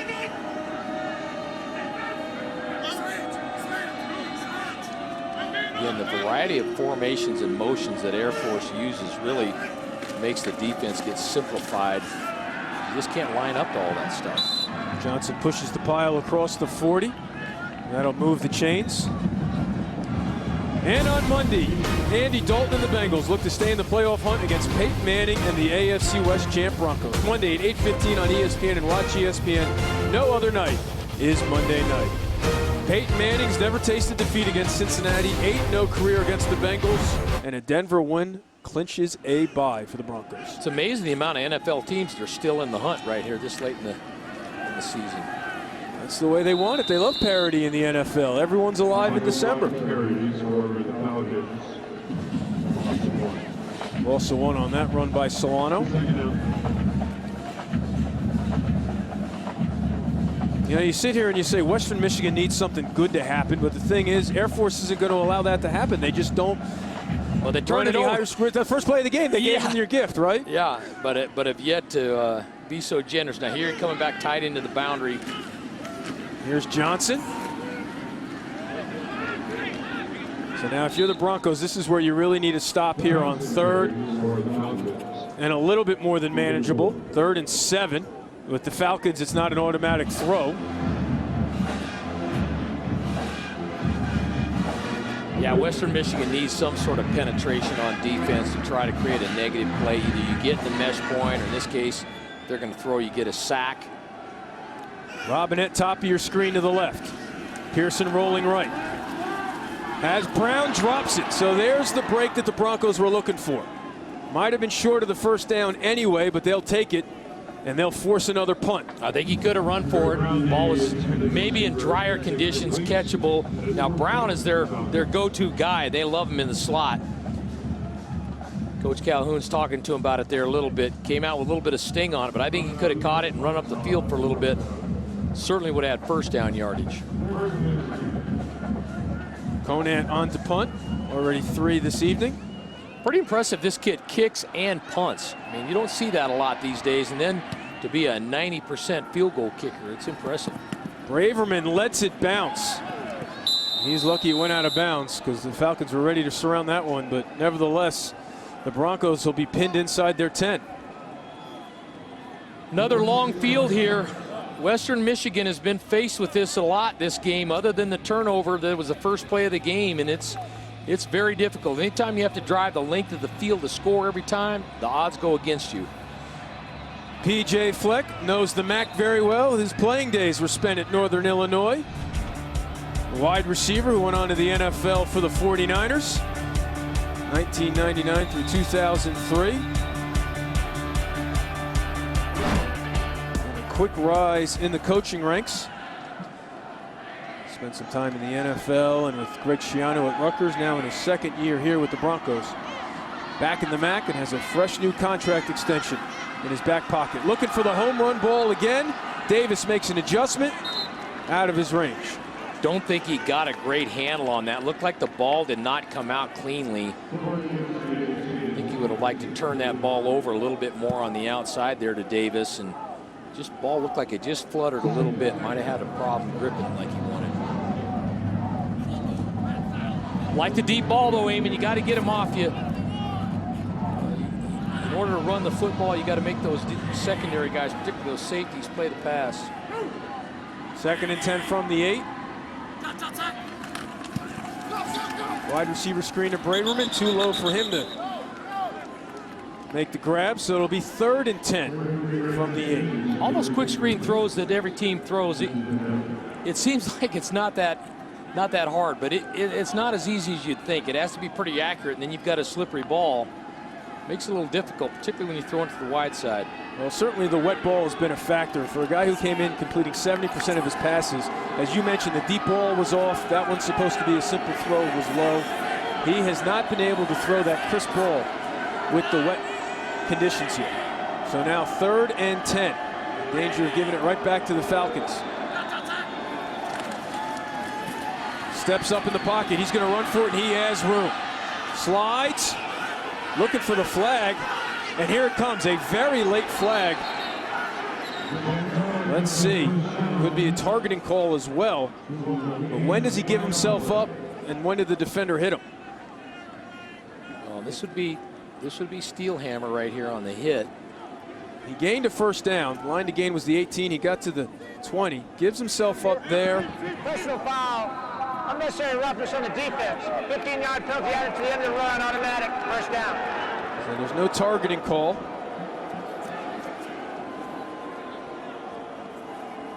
What do you coach the defensive backs there or the tacklers there? Well, it's different in college. It's a different in college football than it is in pro football. You know, when the quarterback goes down, you're off. It's not necessarily the same rule in college ball. So I think you could kind of go either way there a little bit. I mean, he didn't target him. He didn't go helmet to helmet. So that'll do it for the 3rd quarter. P.J. Fleck sprints down to the other end, trying to provide some energy for his team. Down by 13, the final 15 minutes of regulation from the famous Idaho Potato Bowl when we return after this. 9-1 this year under Troy Calhoun when leading after 3 quarters, the 1 loss to Wyoming. Let's check in down on the field with Dawn Davenport. Hey, Coach Hawk, I know you've been asking about Jarvion Franklin. I've been watching him that entire 3rd quarter. If he is battling a lingering injury, he's not doing anything here on the sideline to help with it. He's not stretching anything. He is talking to some of the coaches, and I will say he was asked before the game how healthy he was. His answer, I'm just looking forward to playing. All right, Dawn, thanks. The coaches certainly thought he was feeling well and looking good in practice. High throw out of the reach of Kendrick Roberts. Yeah, we've just seen so little of him this game. I just wonder if there isn't something that's bothering him somewhere that leads the coaches to believe he's not at 100%. Coach, how do you get Terrell in a rhythm here? They tried the screens, the swings. That one was high. You got to try to get him going here. He's had the throws. I think simple slants, simple hitches, rhythm throws inside that he can get in getting a groove on. They just dropped some balls and missed on some, but I think you still have to come back to them. Here's over the middle. Braverman makes the grab, and that was a touchdown saving tackle. First down. Coming back to the slant back inside of the open area. Good rhythm throw. Put some sting on it. Nice catch. Good strong hands. Again, as lackadaisical as it is seen for the Broncos offense, as we mentioned before, you've got a whole quarter left. You're only down by 2 scores. They can be very methodical and score here. You got a great chance to come back and win the football game. No need to panic. You saw those numbers. Remember, he came in completing 70% of his passes. Now they swing it out to Braverman. Gets across midfield. Forced out of bounds by Jordan Mays. As you mentioned, chippiness down there on both sides of the field. We got a couple of rhetoric majors going on. The rhetoric majors, I like that one. No doubt the Falcons were ready for this one. I mean, everyone's ready to play for a bowl, but you get the feeling Air Force with maybe a little extra chip on its shoulder coming into this one. 7th play of this drive coming.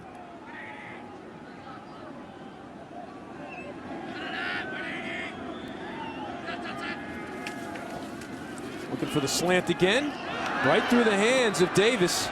Got to make those grabs. Air Force has been playing too deep man under. And when you win on those one-on-run routes like this, again, just a simple in route. Got to make the play. Got to catch it with your body. And that's your guy. I mean, that is your playmaker in the passing game. That's the guy everyone feeds off of, and we saw that early in the first half with the big touchdown pass. So now 3rd and 6. Certainly you got to think 2-down territory here, down by 13. Air Force elects to rush 3. Normally they've been bringing pressure. And Davis makes this grab. Good job by Terrell to step up in the pocket. Doing a nice job swallowing it up with his body, getting his pads on it and his arms on it, securing. Now they're going to try to pick up the tempo and get moving. But as I said, Air Force only rushed 3 that time. That's the first time this game in the 3rd down that they've rushed 3. They've typically brought pressure, and Zach Terrell was able to find some time and get the ball out to Davis. Franklin in the backfield from the 35.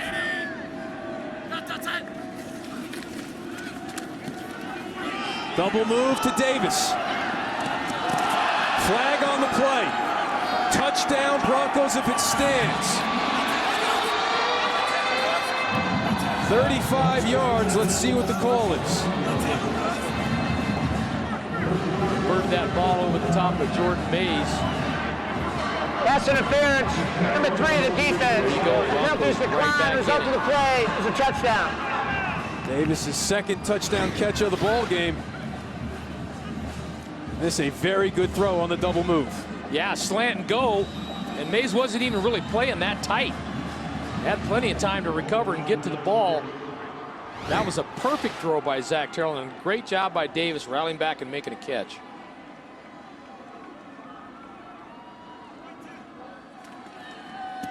The extra point is perfect, and remember, Air Force had the botched snap on the 1 extra point in the first half, so things have all of a sudden become interesting.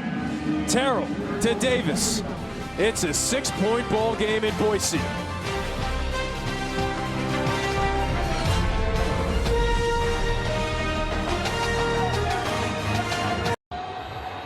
Yeah, that was a great rally. I mean, usually has a disappointing play and you let it linger on, and he came back and made a couple of grabs, and that was a great throw by Zach Terrell. Now we'll see what the Falcons got answer-wise. We'll see if we get a little pressure from Western Michigan defense.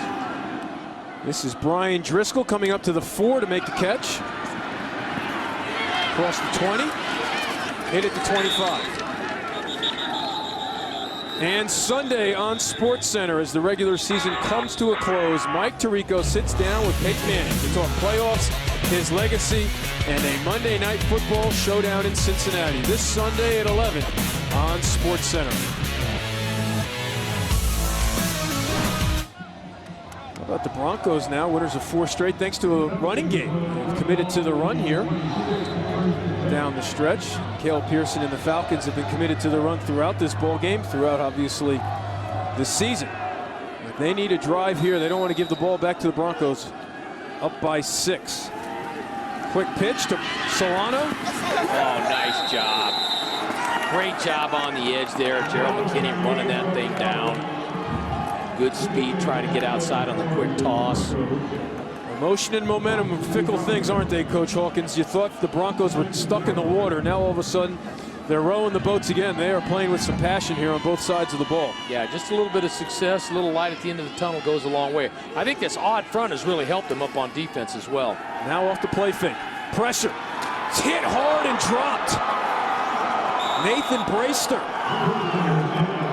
Can't double clutch. He's got to get rid of the ball.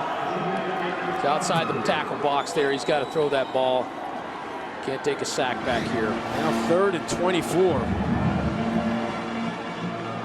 This is just not what the Air Force O-line is built for. So you've got a rhythm throw. You got to get back there to top of your drop.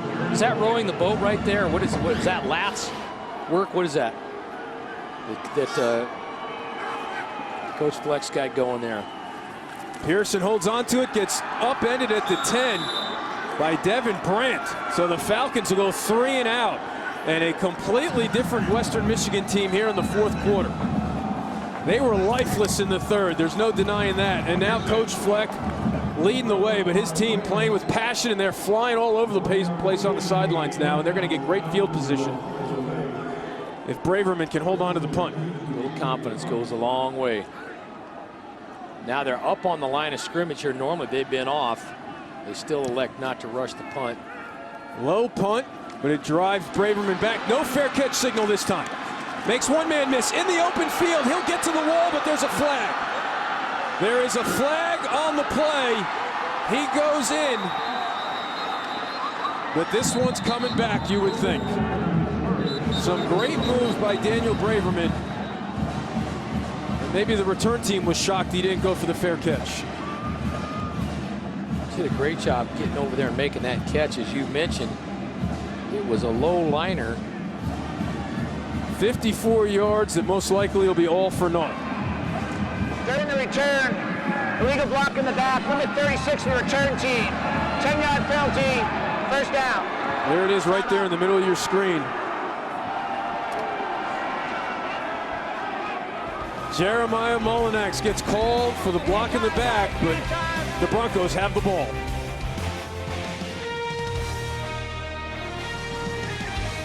One of the main themes of this program, and that has been on display here in the 4th quarter, as they have turned things around after a malaise 3rd quarter.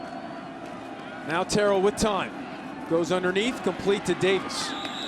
First 3 drives of the 2nd half, Western Michigan lost 15 yards. Last drive, 92 yards and a touchdown. And then the defense, a couple of big plays, forcing the punt out of the end zone, so now they're in Air Force territory, down by 6. They've been able to go back to some of their pitch and catch routes, easy timing throws against man defense, and in general, athletically, the receivers of Western Michigan match up fairly favorably against the secondary of Air Force. Now, they're going to opt to go pressure here, maybe get out of it since they saw it and checked out. 6 on the play clock. Here's Franklin, who's been quiet. They were ready for him on that one.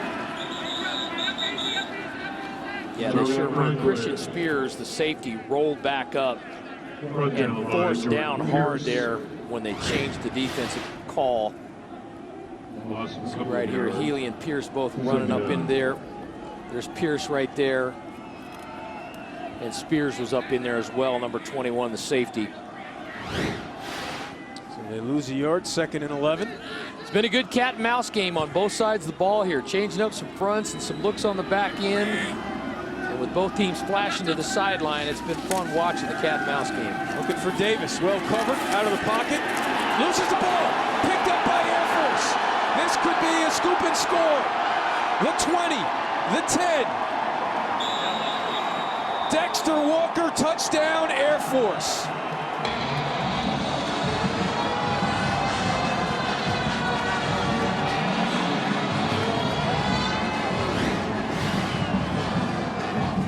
Pressure coming from the backside. Zach not really holding on to it tight, doing a good job stripping it out. Touchdown. Great hustle by Spencer Proctor not to give up on the play. He stripped it. And then Walker picked it up and took it to the house. Ironically, in this game, not a lot of turnovers considering the weather. The first fumble by Air Force led to a field goal, and this is a scoop and score for Air Force. Looks like they're going to go for 2.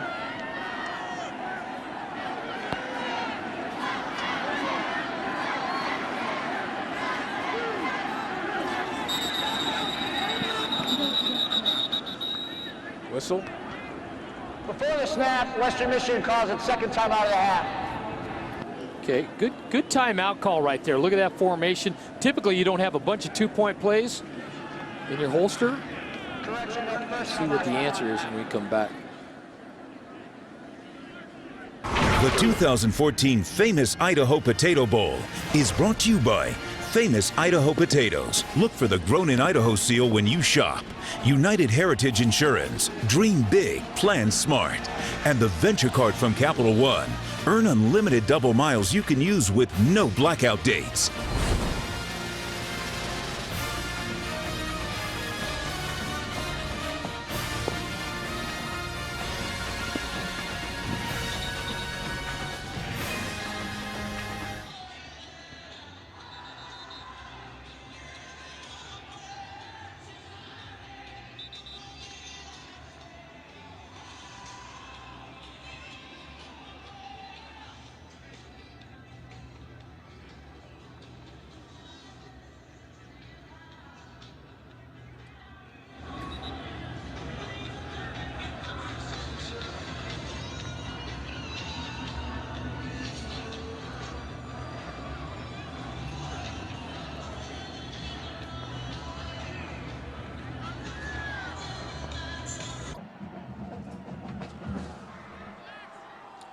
All right, Chris, thanks. Spencer Proctor with the strip.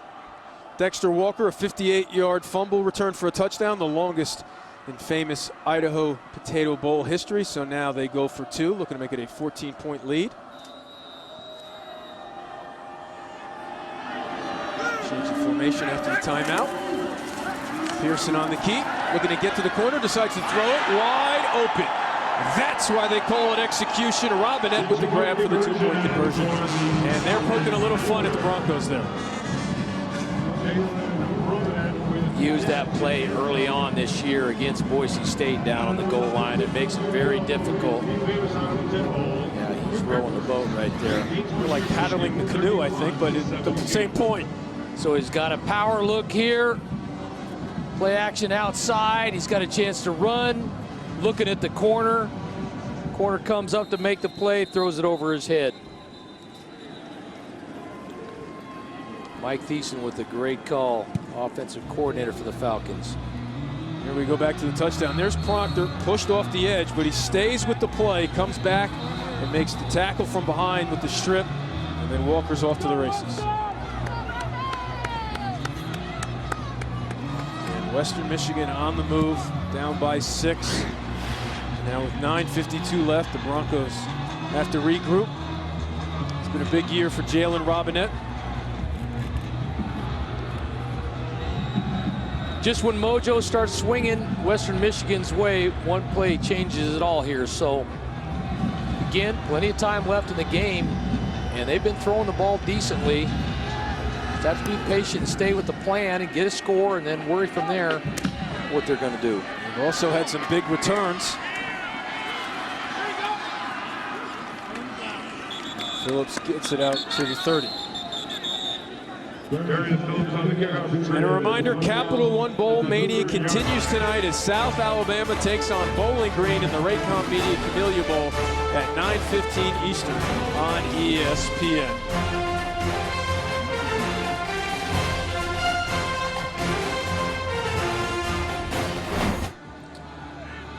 It's a Terrell and the Bronco offense. Now down by 14, just like that. 9:44 left to play. Tough break for Zach. I think he's played a pretty good ball game, and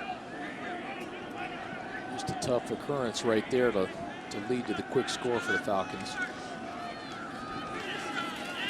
All over that wide receiver screen to Davis, maybe a gain of 1. Air Force done a nice job by and large with those types of plays today. Where they've struggled is on the deep balls, and you got to think somewhere in here you might see another one of those, as Davis has been pretty successful getting over the top, and then Zach's done a great job delivering accurate deep balls. So now Braverman in the slot. Davis bottom of your screen to the right. 2nd and 9. Air Force showing pressure. Here they come. Steelhammer on the slant. That one sails over Davis. So that'll bring up 3rd and long. Not even close. Air Force is what we call zeroed out, meaning no free safety, locking it up, playing pure man. Haven't done that a lot this game. That's where they hurt him to the first half touchdown pass to the post to Davis. Fabian Johnson now in the backfield. 4 wideouts.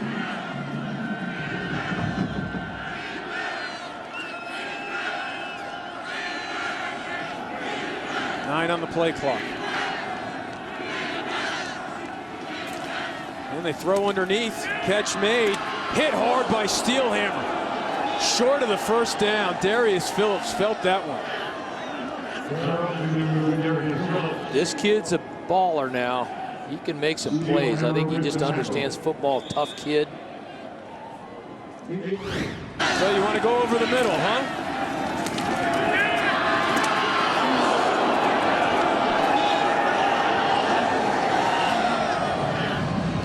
Leading with the shoulder, too. Western Michigan takes a timeout here on 4th and 2.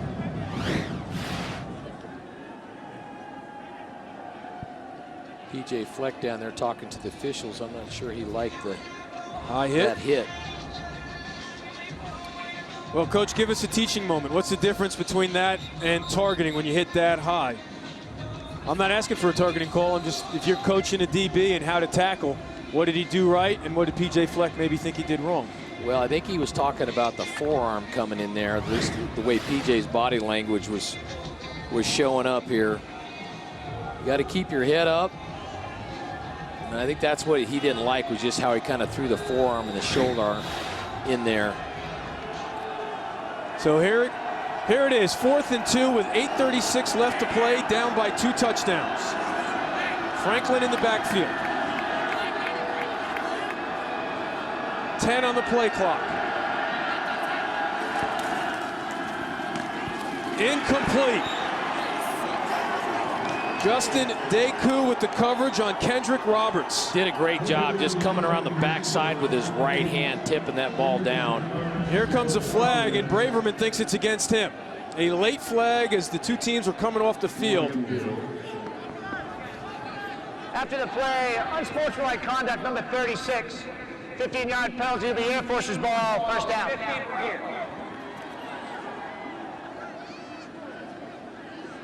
So we're back to Boise after this. Air Force has the ball, up by 2 touchdowns.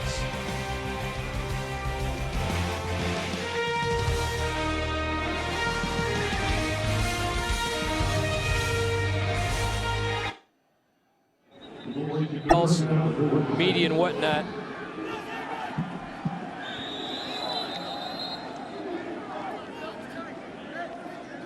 Cleveland Smith jumps, but was he drawn offsides? Contact, 5-yard penalty, remains first down. Same issue he had in the first half there, trying to time out the snap count. Just a little off due to the motion. And here's Johnson. Hit by Devin Brandt. They'll set up 2nd and short.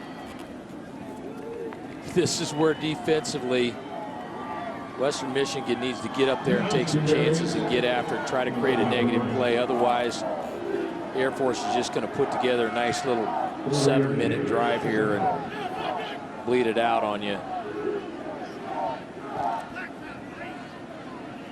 It's tough. Look at him getting it double tight with a wing, creating a whole bunch of extra gaps on the line of scrimmage. Tough to get that many defenders in all those gaps. Right up the middle. Johnson running angry once again, gets the first down. Down inside the 40, pickup of 8. Coach Fleck talked about drawing a line in the sand. This is where your leaders on defense got to step up. Somebody's got to make a play. Somebody's got to make a big hit, get a turnover, get a stop. You know, these are things that kind of change your program over years and time and come up with these big plays in these instances. Your leaders need to make it happen. 1st and 10 from the 39.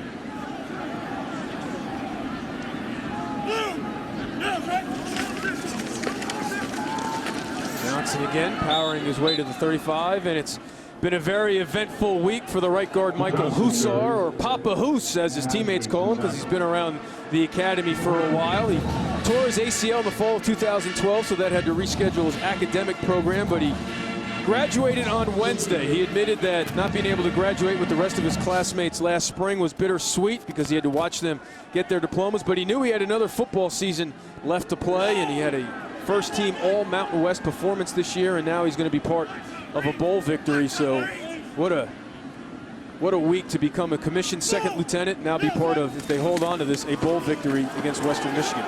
There you go. That's a way to step up and make a play. Devin Brandt coming up in there. Nice job.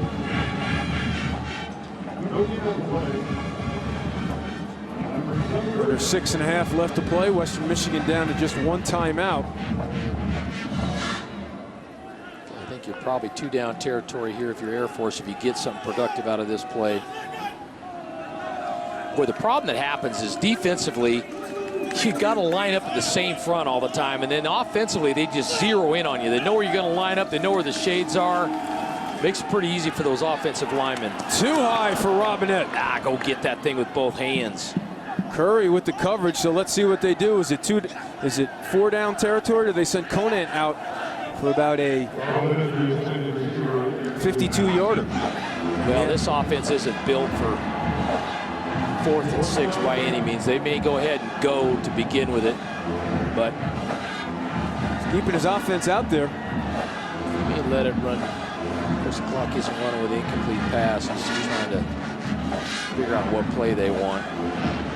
So here's a chance for Western Michigan. Yeah, but here's a chance for Western Michigan to get the ball back.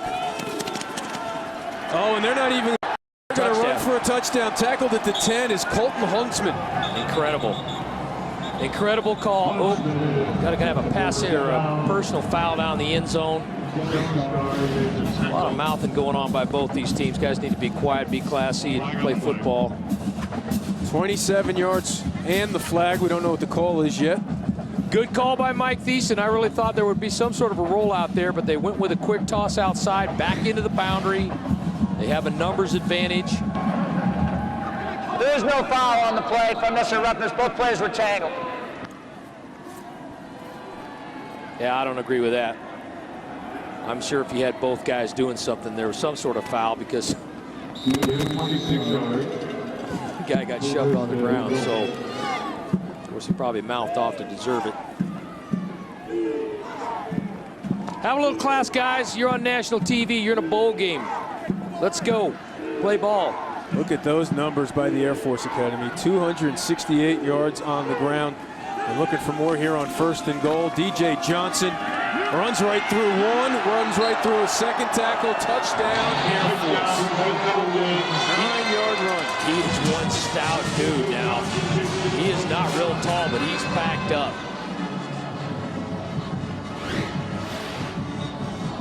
Just kill him. Watch that pull by the guard and the kick out. One-on-one. He's got leverage in there. He's got big thighs, big calves. You've got to wrap him up. You see the paint peeled off his helmet there. He's been racking a little bit tonight. 8th touchdown of the season. Leads the team in that department. So they go for it on 4th and 6. They get the big play from Huntsman, and then Johnson does the rest, and that could be the dagger. Up 21 with 5:20 left to play. 7-play, 54-yard drive, and the college football playoff kicks off on New Year's Day. Back-to-back semifinal games. Number 2 Oregon taking on number 3 Florida State at 5 in the Rose Bowl game presented by Northwestern Mutual. Then at 8:30 Eastern, Number 1 Alabama takes on number 4 Ohio State in the All-State Sugar Bowl, all on ESPN. The nightcap, Nick Saban against Urban Meyer, and in the first game, 2 Heisman Trophy winners. Jameis Winston looking to lead the Seminoles to back-to-back national championships. All they do is win. And Marcus Mariota, what a year he has had for the Ducks. That's going to be a fun ball game. I know no one really respects Florida State because every night, every week, they got to fight tooth and nail. Doesn't matter who they're playing. They get everyone's best shot. They make everyone look great. But somehow they find a way. But as you've said, all they do is win. And I don't care what your league you're in. It's hard to go undefeated. So you have to give them credit. I think it's going to, both of those games are going to be phenomenal. They're going to be great matchups for the coaches. Great differences in some styles. A lot of speed, athleticism. As you mentioned, 2 Heisman Trophy winners on the field at the same time. Braverman brings it out, gets knocked, taken down at the 16. I tell you one thing, Hawk, here's the interesting thing about Florida State in this ballgame. All year long, they were supposed to win. All year long, they got the underdog's best fight. You can go back, Boston College, Notre Dame, Miami, all these teams that looked mediocre throughout the season look great against Florida State. Here's a game now where they're not supposed to win, and they're not the better team. I'm very curious to see how that plays out, the fact that they could be the underdog. Well, they'll love that. Yep. Because they played their best football when their backs have been against the wall. And what, again, just great matchup of great athletes, speed all over the place. Again, I think it'll be interesting as a lot of bowl games come down to special teams and how that plays out in that game. No denying the Seminoles have been must-watch TV this fall. Somehow, some way, find a way. That's incomplete. Looking for Kendrick Roberts. Air Force playing way off, playing too deep. Safeties are extremely deep now. Zach's got to get that ball up and down. He's got to turn it over and get in the hole. He can't put that much air on it. There's going to be an interception going the other way because normally too deep, you're playing about 12 yards off the ball. These safeties that time were playing about 17 yards off the ball. So it'll be a big year for the Air Force Academy. They win the Commanders-in-Chief Trophy. Now they're on the cusp of winning their first bowl game since 2010.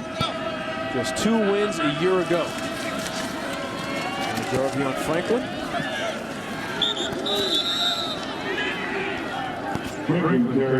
Following the game, tune into ESPN3, the post-game trophy ceremony presented by Capital One.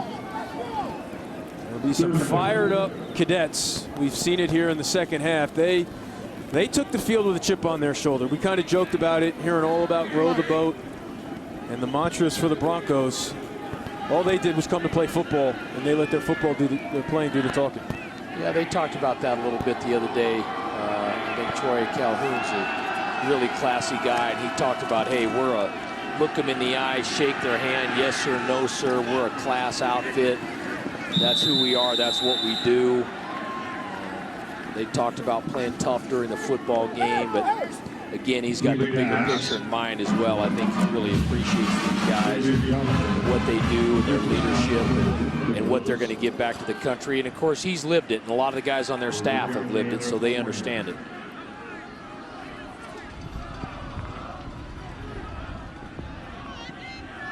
Big year for the Falcons. Getting that Commander-in-Chief trophy back was huge. They've owned it for a while and took a little bit of hiatus. They'll be going back to the White House. Davis with the catch.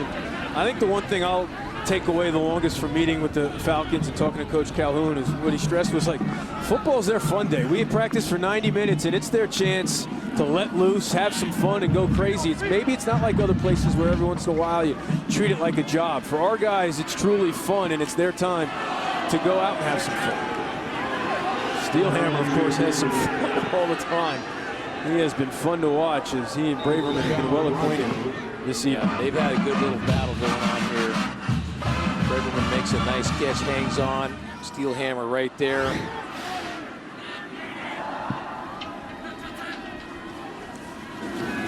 Terrell steps up over the middle, has a man open. It's Davis again in stride.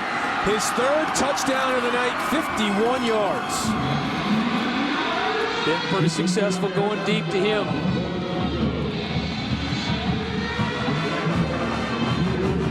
Simple seam route right down the field. Sophomore to sophomore. Bodes well for the Broncos in the future.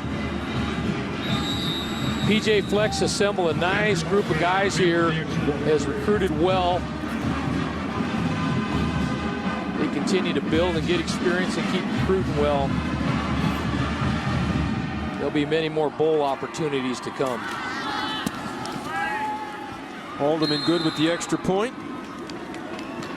3 touchdown receptions for Corey Davis, ties the famous Idaho Potato Bowl record set by Freddie Barnes, Bowling Green back in 09. 38-24. They're still down by 2 touchdowns with 3:16 left to play. Awesome to see they're not just cashing it in, continuing to play. Again, I know sometimes that sounds a little philosophical, but just start fast and finish strong, man. Get after it, get going. There's been Air Force on the ground doing the damage against the Broncos. And again, going without Jacoby Owens down the stretch, they kind of had to improvise and change things on the fly, and it's become a more fullback-based attack the last couple of ball games. Done a great job, and attacked it a variety of ways, too, which has been fun.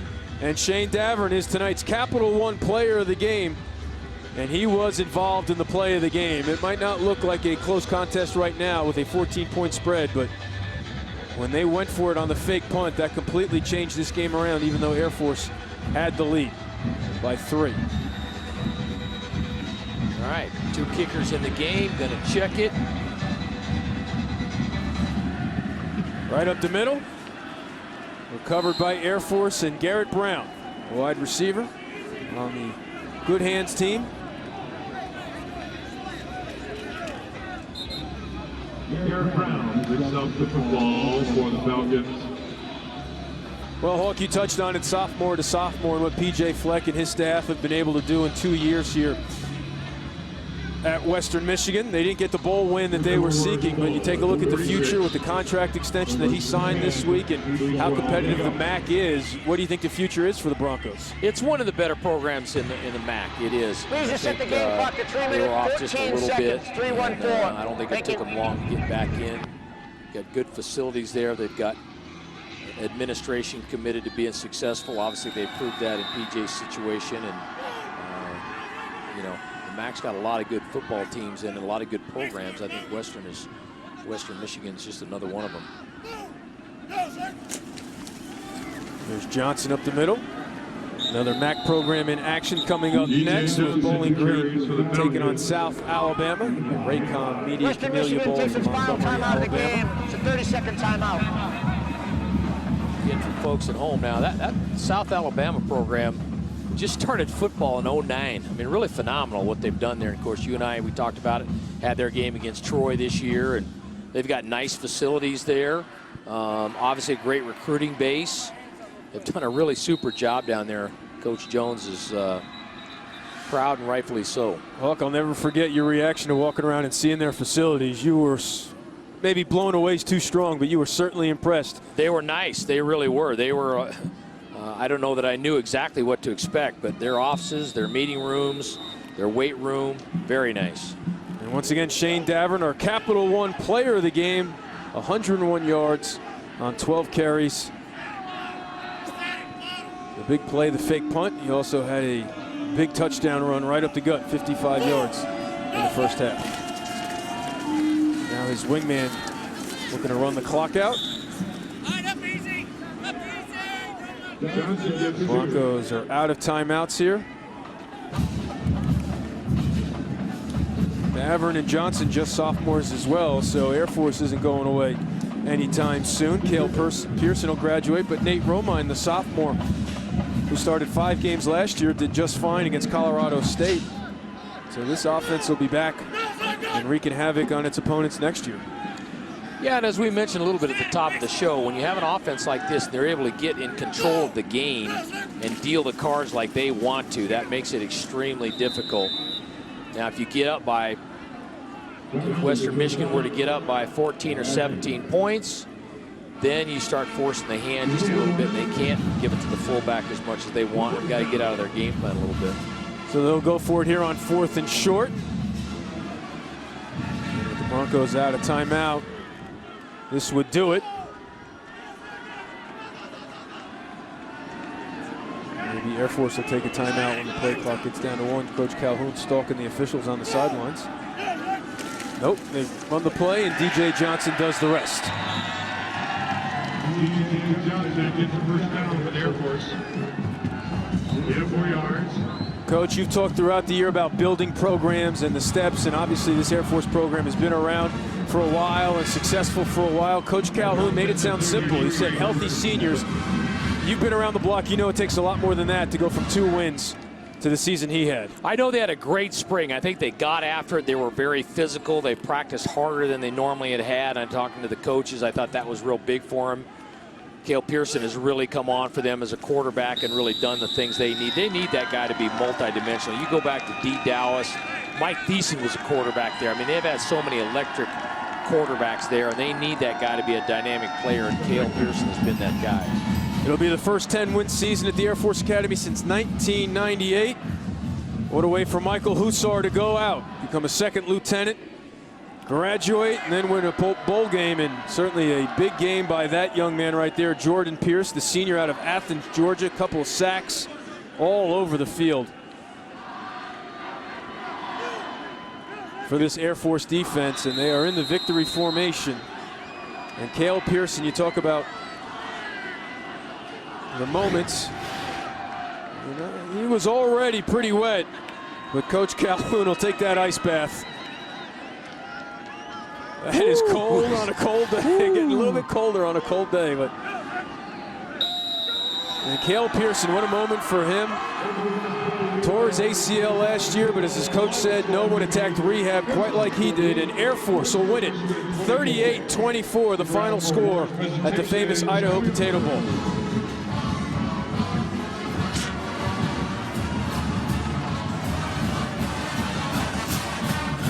Great year for the Falcons. Commander-in-Chief Trophy. All those seniors will be headed to the White House. Gets to go to a bowl, wins that bowl. And of course, he'll see his seniors get deployed all over the world in a variety of functions for our country. Well, they certainly carried the play throughout the game, but 2 huge plays, the fake punt and then the fumble and the scoop and score by Dexter Walker. I always really tell you, it comes out. down to 3 plays. It really does. And most games are that way. Big plays. Davis had a big day. Obviously 3 touchdowns through the air. Fumble on the first play of the game for Air Force, with Western Michigan only could get a field goal out of that.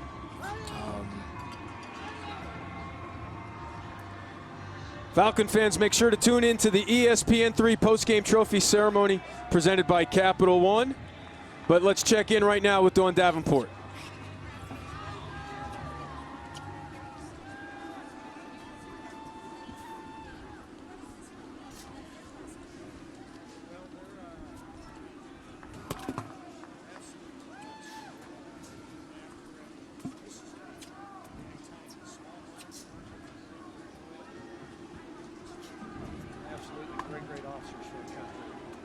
All right, we apologize for our technical difficulties, but again, following the game or right now, tune in to the ESPN3 postgame trophy ceremony presented by Capital One as the Falcons celebrate their first bowl victory since 2010. The running game did the damage for the Falcons, and they win it. They pick up their first 10-win season since 1998. Shayne Davern with the big run and then the scoop and score.